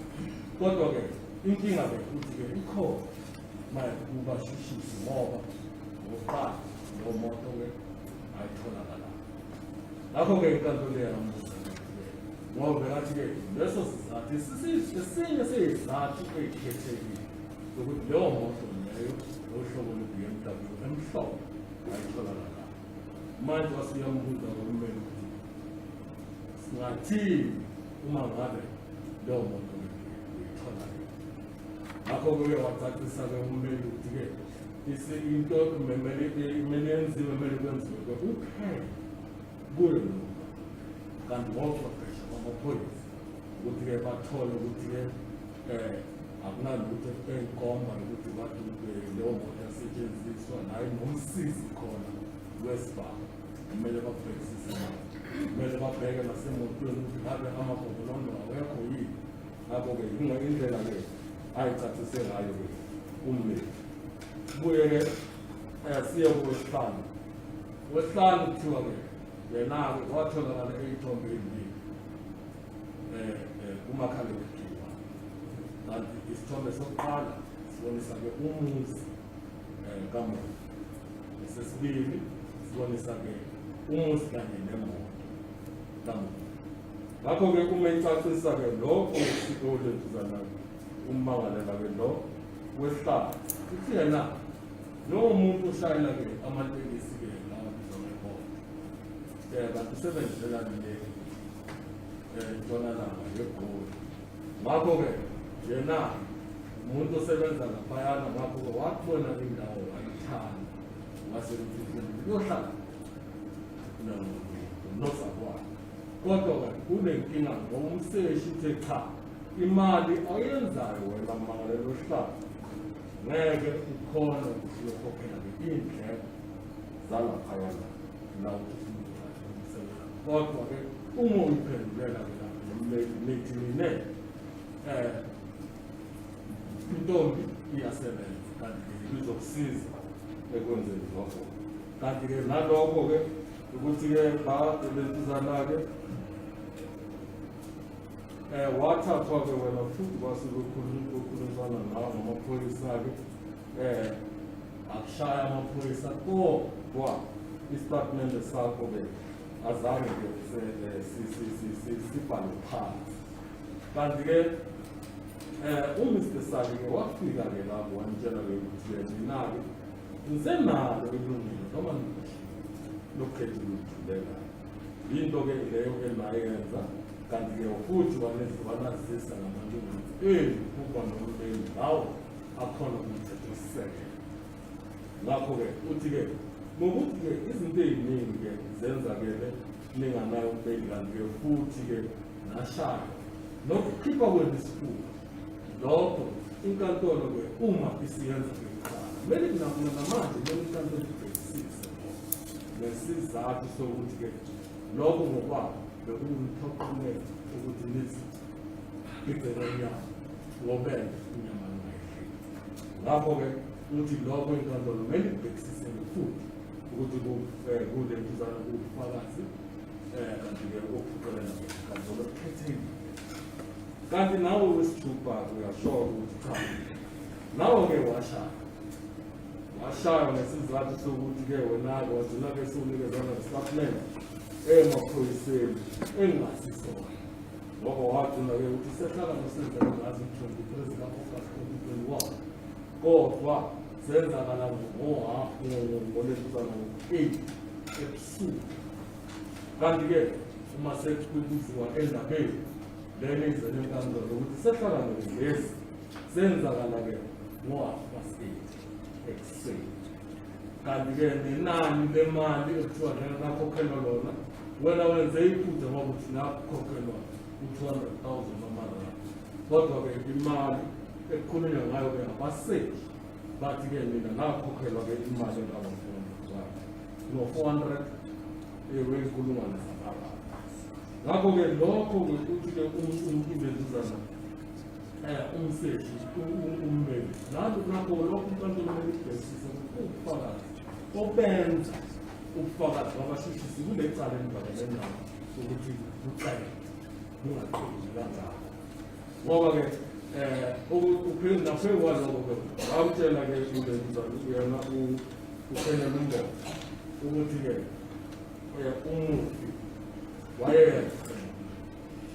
Kodwa-ke umseshi-ke uMnumzane Chawude-ke yena nayeziphele ukuthi-ke umseshi wayelibangise ekhaya wabona-ke umuntu wasekamlayisha ula ngingadutshulwa khona. Ngakho-ke uthi ngalowo mazi lawo-ke uma kubhekisiswa-ke lecala ziningi njengoba zibalile-ke izizathu ey'khethekile. Ngakho-ke ucela-ke inkundla ukuthi-ke isamukele isicelo senu sebhele.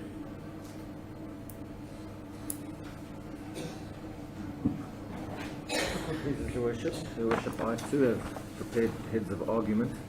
If I may submit the original thereof.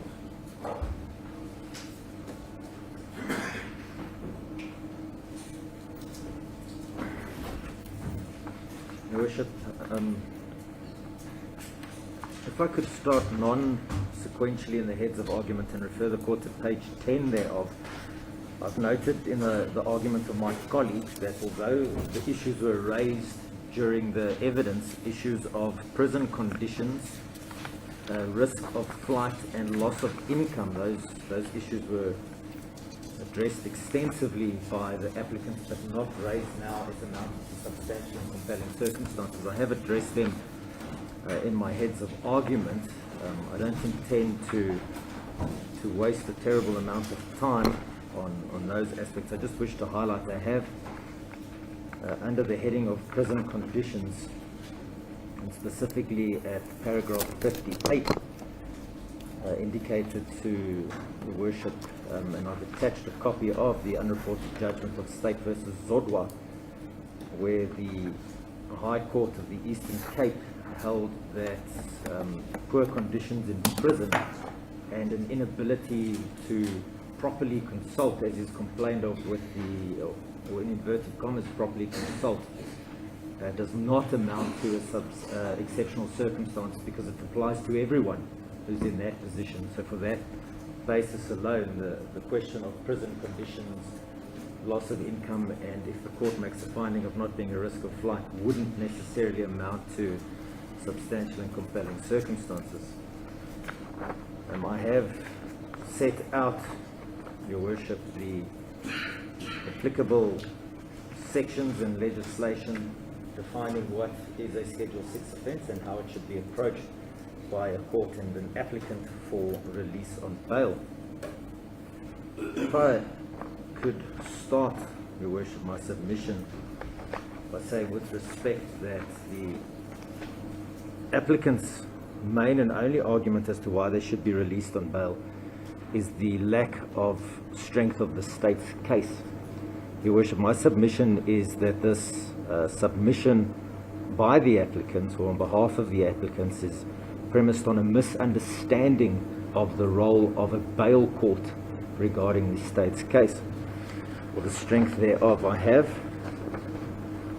quoted in paragraph 35 on page 7, I refer to the Supreme Court of Appeal judgment of State versus Matibula, 2010, volume 1, SAC R55, as indicated Supreme Court of Appeal.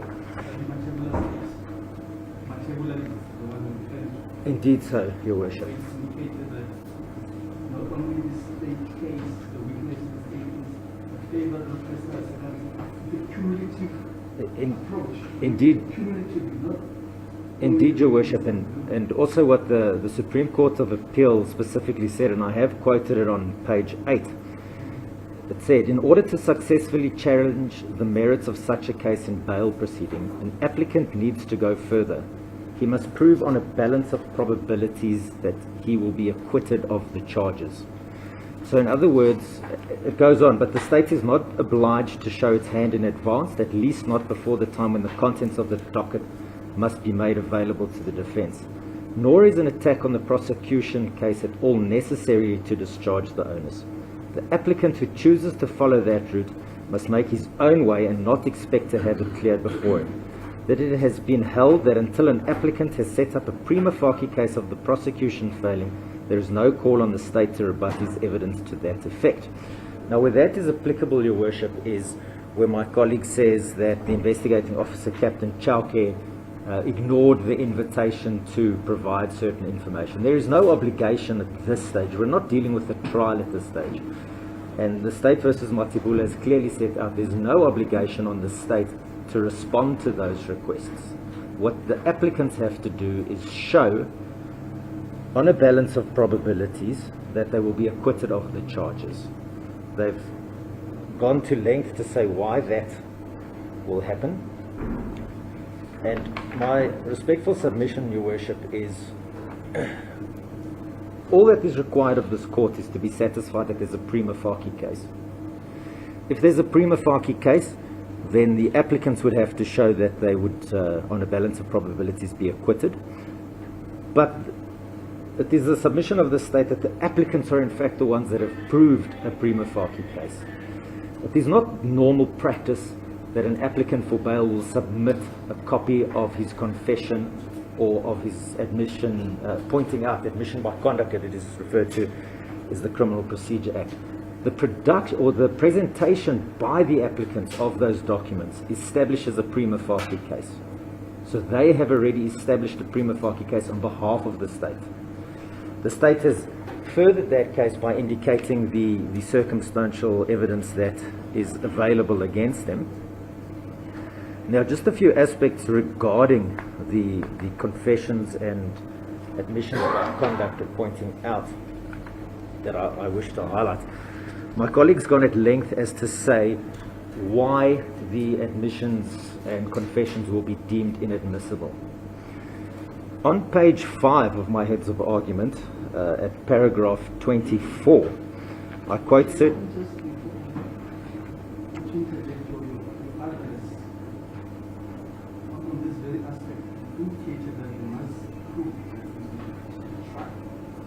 said they emphasized only on the witness in this case, but failed on this leg of acquittal of trial. On a balance of probabilities, we will be acquitted. Indeed, so, Your Worship. Your Worship, and it goes further, it is respectfully submitted. At paragraph 24, it says there, the first applicant's affidavit, and I've highlighted where it is, reads as follows. I then proceeded to narrate what I expected my torturers wanted of me. Some of the content I had gleaned from the lengthy interrogation of me. Then the second applicant, in paragraph 25, says, I later proceeded to make a random pointing out to some police officer and was then also driven to one or two spots which appeared to be significant in the investigation. The fourth applicant, paragraph 26, he said, I had simply taken the officer to Mondior, whereafter, given my inability to precisely show where the shooting occurred, I had not managed to glean this from the accusations levelled at me during the interrogation. I was taken to a place by the officer where I gathered the shooting had occurred. Paragraph 27. The sixth applicant states in... Sorry, Your Worship, if I could pause there. What that shows... Sorry, paragraph 27. The sixth applicant states, I was taken by the captain to a complex where photos were taken of me. After the road trip, I proceeded to then again convey to Captain Mardible much of the information I had gleaned from my earlier interrogation. So the first, second, fourth and sixth applicants already at the bail application are in fact saying, I am not the author of this confession. I am not the author of the admission by conduct. So a determination will still have to be made by the trial court. Is a trial within a trial even necessary? Does this not amount to a credibility issue? We know, and I would submit it is trite, in our law when it comes to confessions or pointing out or admissions, if an issue of admissibility is attacked, we hold a trial within a trial.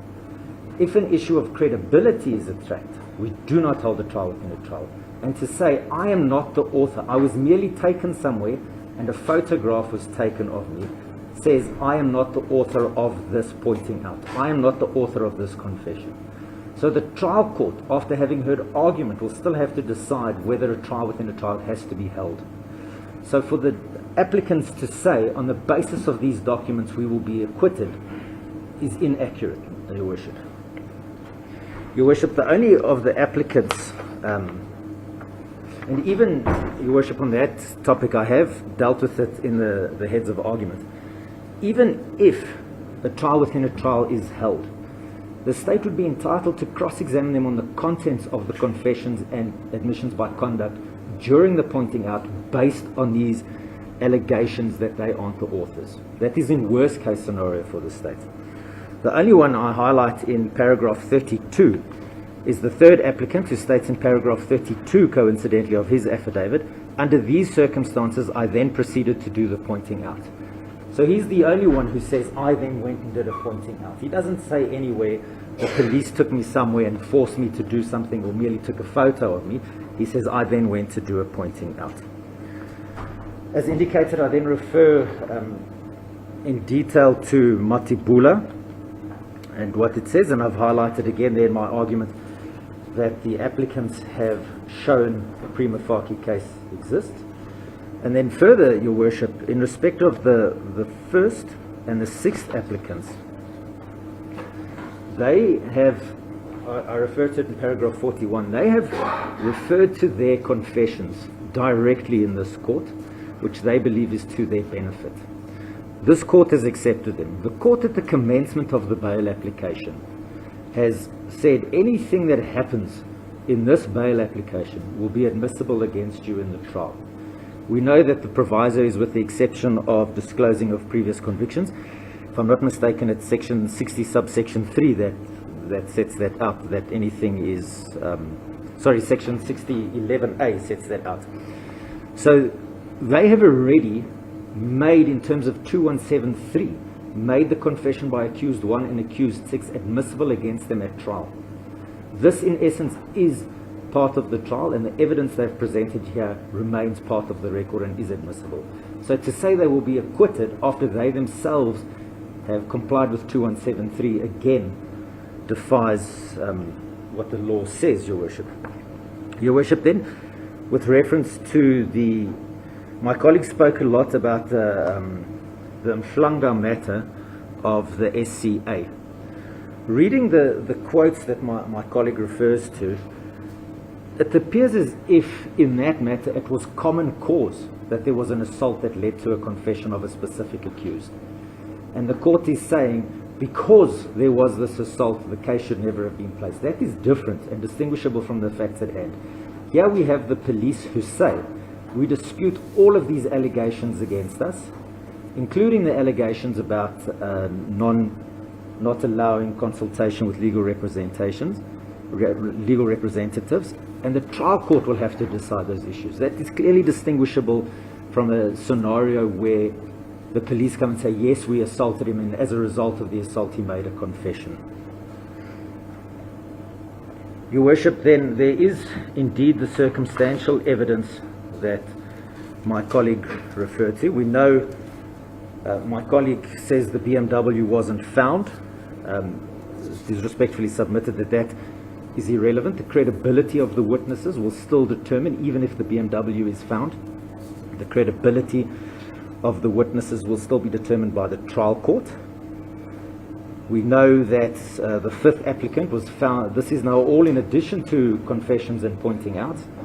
We know that the fifth applicant has a photo on his phone. We know that the investigating officer has said you can clearly see the fourth applicant. We know the second applicant is seen with the BMW afterwards. Also an issue that the trial court will have to decide. And my colleague has referred a lot to circumstantial evidence. In my heads of argument from paragraph 43, I highlight the test that the court must apply for circumstantial evidence. But at 46, I make the following submission. What is clear from the above is that a determination in respect of the circumstantial evidence will only be possible after the trial court has heard all of the evidence. We know a court, considering circumstantial evidence, may not apply conjecture, cannot speculate a possible inference. It has to rely on the only reasonable inference.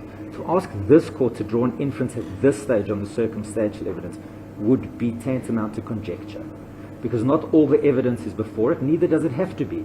This is a bail court, not a trial court. That is something for the trial court. So that circumstantial evidence will have to be considered by the trial court. The issue of the first and the sixth applicants, Your Worship, it's not mentioned in their argument. It is addressed in their affidavits. There is at this stage for each of them a J50 warrant of arrest. It is common cause that there's J50 warrants of arrest for them. They say they aren't aware of the facts of it, but the fact remains. We know a J50 is not something that a policeman can authorize on his own. It has to be seen by a prosecutor, signed, and then is authorized by a magistrate. So it's gone through a judicial process. So the first and the sixth applicant have those warrants of arrest for them. The third applicant, Mr. Ndlovu, he, in his affidavit, explains two scenarios why he failed to adhere to his bail conditions. Both of them are, I was in the wrong place at the wrong time, I was misinformed about the court proceedings, I thought I never went back, I never had to go back, and the other one was, I had a death in the family and that's why I couldn't attend. I still intend rectifying that situation. With respect, his explanations do not fill one with confidence as to his ability to adhere to bail conditions. And that in itself is a reason why his bail should be refused. Then the supplementary affidavit that was submitted this morning, Your Worship. With respect, there is hardly none, if no weight at all, that can be attached to that affidavit. We're not dealing here with an affidavit by a person who says I am innocent. We're dealing with an affidavit by a person who says I read a newspaper article where a statement was released saying I am innocent. There is no recourse for anyone if that statement later is proved to be false. We can't, if we deal with an affidavit and we see that it is false, we've always got the option of a perjury charge later. But when we deal with a press statement, there's no recourse, there's no security, if I could put it that way, to it. And that press statement, I'm afraid, in respectful submission of the state, opens more questions than it provides answers in this matter, Your Worship.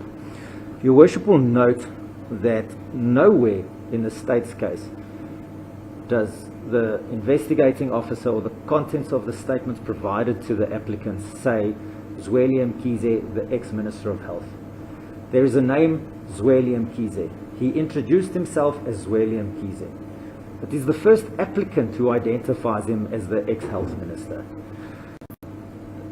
There is no indication in that confession, was there some form of verification of identity. When the person introduces himself as Zweli Mkhize, nowhere does it say, I recognized him, I verified his ID book, he's a person known to me. It just says he identified himself as Zweli Mkhize.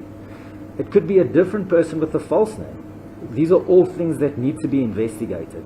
And for that reason, the supplementary affidavit of Mr. Sali should not carry any weight.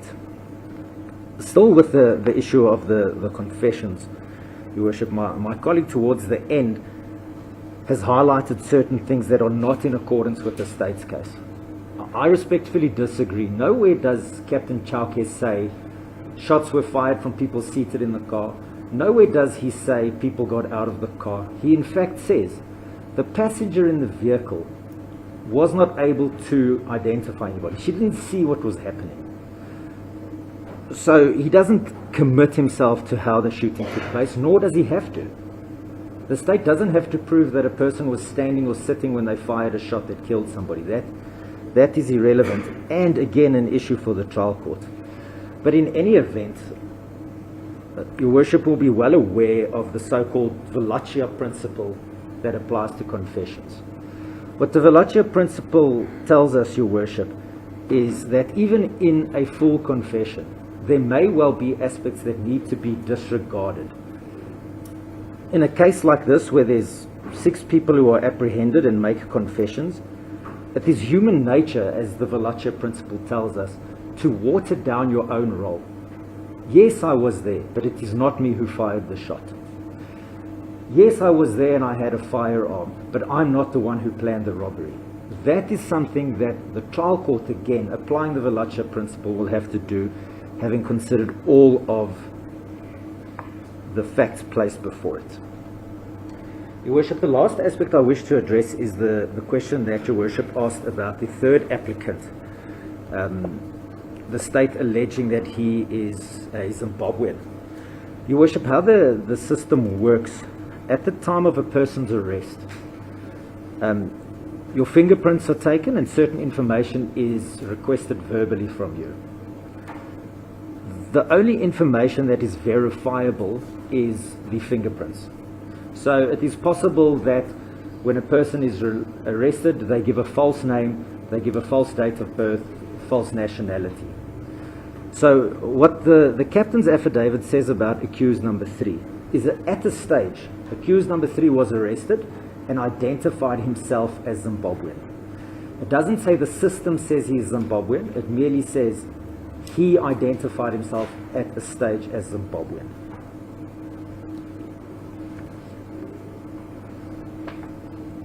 Your Worship, unless there's anything further. Your Worship, the only thing that is clear is he at one stage said he's Zimbabwean and he currently says he's South African. But there's no clarity on that aspect. But I've heard Your Worship question or debate with my colleague about the court's ability to call witnesses to clarify. Your Worship, I would submit that it is in fact correct that the court can call witnesses to clarify certain aspects, but in this instance the court would first have to be satisfied that there's exceptional circumstances that require that clarification. Because if the court is satisfied there's no exceptional circumstances, whether he's South African or Zimbabwean won't change that. But if the court is of the view that there are exceptional circumstances in respect of the third applicant, then it needs to be clarified. But ultimately, the state's respectful submission is in light of the fact that all 6 applicants are charged with the Schedule 6 offence. They've failed to display exceptional circumstances, and for that reason, bail should be denied, Your Worship. Unless there's something further, Your Worship. There's nothing further. Court, please. But for this court, it would be important for it to know which dealing with on respect to number 3, and the intention to invoke the provisions of Section 2. Let's go get Home Affairs to this address. This is the address. As the court- You need that. As the court pleases, Your Worship. That's why this court at the stage then will invoke those provisions and call a court witness for the Home Affairs. Your Worship, That's the equivalent number 8. the difficulty, the investigating officer had an emergency of a personal nature this morning. He is now here, but I haven't had an opportunity to speak to him. If I could just ask him how long it will take to get such clarification. We need a 2 and 2. Your Worship. Captain?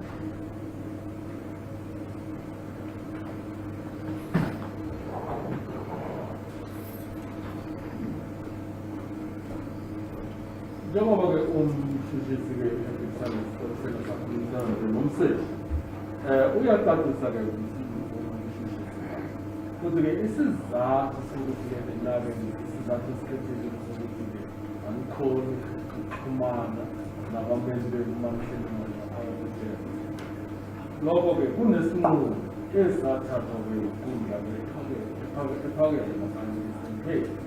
Kanti-ke leyo nkundla yathatha isinqumo sokuthi-ke lithi-ke umuntu ongaphakathi akukhonakali-ke isimo sangaphakathi sinjani ukuthi-ke akusinina nodwa elibhekana naleso simo leso, kodwa abantu-ke ababoshiwe bonkana babhekana naleso simo leso.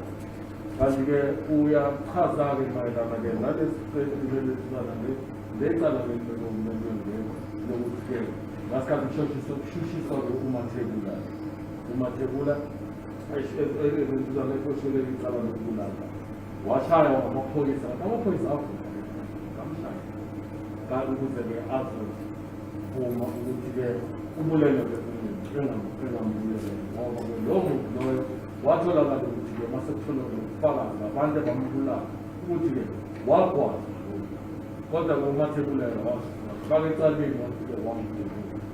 Ngakho-ke izinto ezizezithuke kanti-ke bamnqephezela-ke umathebulelo bamshushise ngendlela engasiyona. Kodwa-ke uthi-ke la lecala lamathebula cha ahambisana ngoba okokuqala asikhulume ngecala into eyenziwayo ukufaka-ke isicelo sebheli. Kanti-ke ngokuthi-ke mina-ke abasheshisi banikezile yonke imininingwane ebeyicela abamlweli ukuthi bazivuselele ukufaka-ke lesicelo sebheli. Kodwa-ke ubufakazi-ke esekuphumile enkantolo ukuthi-ke mina-ke seliqinisele ubufakazi babasheshisi ngoba into eniyenzile-ke nokuthi-ke nizifake ecaleni inkantolo iye yanixwayisa uma sicala masiqala ngalesicelo sebheli ukuthi-ke nazile ukuthi-ke ubufakazi elizokuthula okubandakanya okanye ukuhambisana necala lobo bufakazi elikuthulele esiceleni sebheli uzawusetshenziswa ngakusasa uma-ke sekuqulwa-ke icala. Kodwa-ke uthi-ke nina-ke esenikukwenzile-ke seniqinisele ubufakazi babasheshisi ngoba senisifakile-ke ecaleni ngalo bufakazi obuthulile. Ngakho-ke ezinye izinto-ke abasheshisi bayaqinisekisa ukuthi mayelana-ke nokuthi-ke ubani obonile bani ongabonile, kodwa-ke ubufakazi abanabo-ke mina mayelana nani ukuthi-ke buyanifaka-ke kulo lecala lethu. Ngakho-ke uthi-ke enye into beyibhekisiswe-ke inkundla ukuthi-ke umangalela-ke wesithathu akunasiqiniseko kangako ukuthi-ke yena-ke umuntu ozalelwe le eZimbabwe. Kodwa-ke inkinga ukuthi ngalesi-khathi beseboshwa ngaso kulapho khona inkinga ngoba abantu mabeboshwa yibo-ke abazokuba nokushintsha amagama bashintshe nokuthi bazalelwa kuphi. Ngakho-ke lokho bese kwenza inkinga uma ekuhambeni kwesikhathi. Ngakho-ke futhi-ke lokho kuzonikelela izinkantolo ngoba inkantolo-ke yiyo ekuphezile-ke lokho. Kanti-ke nakho inkantolo inawo amandla ukuthi-ke ibize-ke omunye osebenzela komnyango wasekhaya ukuthi azokhulumakazi mayelana nalokho. Kanti-ke kube nencwadi efungelwe ezoqinisekisa ukuthi wena mangalelo wesithathu ngabe ngempela umuntu wala eNingizimu Afrika noma uzalelwe le eZimbabwe.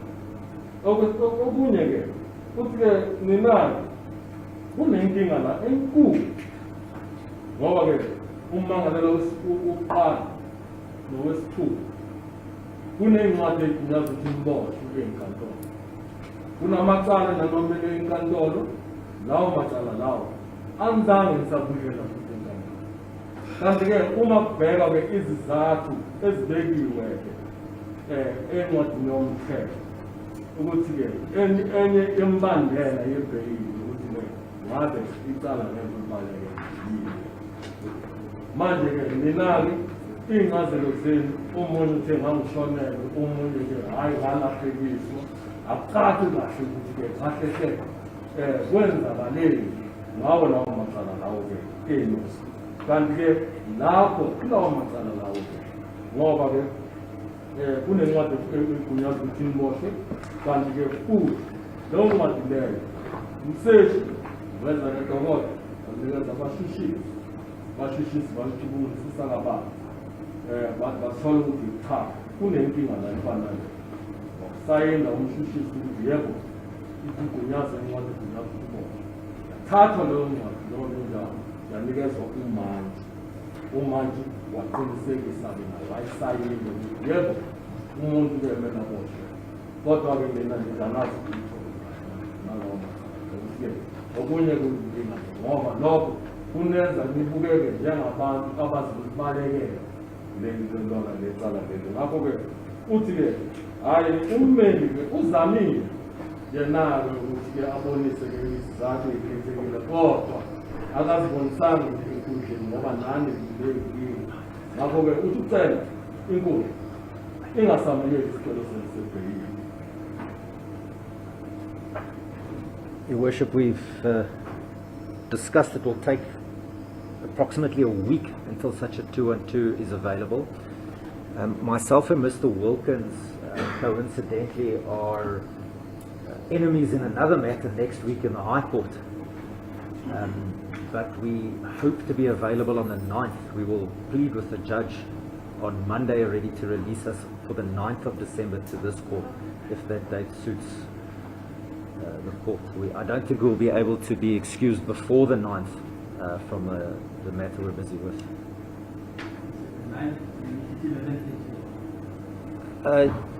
If that is preferable to the court, but we could do it at 9 o'clock as well. Your Worship, I'm just thinking from our side, if we are still busy in the High Court, if we make it at 9 o'clock, we could persuade the court to wait for us till 11:30. But what I can do is I can be in contact with Your Worship's prosecutor and indicate to him whether we would be here at 9 or at 11:30, depending on what the judge indicates to us, if that is suitable. But I think we're in the hands of the court, whether it is 9 or 11:30, Your Worship. I agree with what Your Worship says. We'll speak to I'm pretty sure that we should be finished by the, or available on the 9th, but Worship knows how things sometimes happen. We do not anticipate. Worship, I'm involved in part of it in Benoni. It's okay. The matter had been set down last year. Since the 9th, let's make it once and for all, 11th. 11th, as the court please, Your Worship. Mamelani, umshishisi ngiyaqeda ukukhulumisana-ke nomseshi wecala ukuthi-ke ngabe-ke leyo ncwadi leyo igunyaza kwenkundla ingatholakala nini ukuqinisekisa-ke ukuthi kahle hle ummangalelo lo wesithathu ngabe-ke uzalwa la eNingizimu Afrika noma uzalelwa eZimbabwe. Uthi-ke lokho kungaqinisekisa ukuthi lokho kungathatha izinto. Ngakho-ke umshushisi uyacacisa-ke la enkundleni ukuthi-ke kunecala la alenza khona-ke nommeli wenkantolo ephakeme ngeviki-ke elizayo. Ngakho-ke bacela-ke ukuthi inkundla ilihlelisele emuva-ke lecala ukuthi kutholakale-ke lowo mbiko leyo uphuma-ke kumnyango wasekhaya ocacisa-ke ukuthi-ke wona-ke umnakekelo wesithathu ngabe wala noma waseZimbabwe yini. Ngakho-ke inkundla ithi-ke bacelile-ke enkundleni ukuthi ihlelisele zingu-9 kanti inkundla ithatha isinqumo sokuthi-ke lizawuqala-ke icala lizawuqala ngo-11:30. Asikhathi.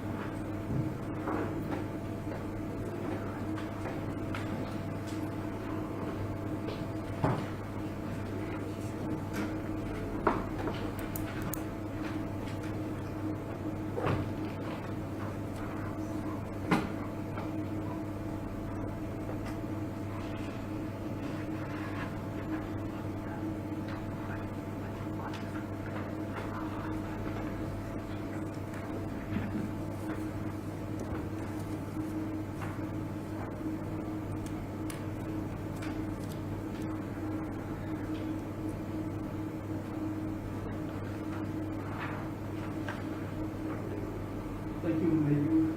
What's number 6 of you? Sukuma bafowethu.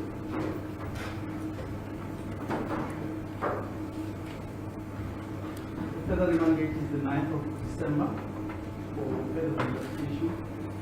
For court meetings to verify to action. That is, Mamelani. 6 of you are in custody, no bail. Mamelani, icala okanye isicelo senu sicelo emuva kufika nge-9 zaka-December khona la court number 13 kamfika-ke isicelo senu olelunangalelo kanti isizathu esenza-ke isicelo sesicelo emuva ukuthi kumele kutholisise kabanzi ukuthi-ke ummangalelwa lowo wesithathu uzalwa kuphi nendawo. Ngakho-ke inkantolo izolinda-ke lobo bufakazi-ke sithemba ukuthi nge-9 zika-December kuzobe kukhona phambi kwenkundla bese sikwazi ukuqhubekela phambili. Okwamanje sizohlala ngaphakathi inkundla izanibona maphakathi njengo-9 December mabalile. Senza amaphupho. Kanti-ke isikhathi ezoqhubeka ngaso icala u-11:30 ngesileka bomvu. Understood?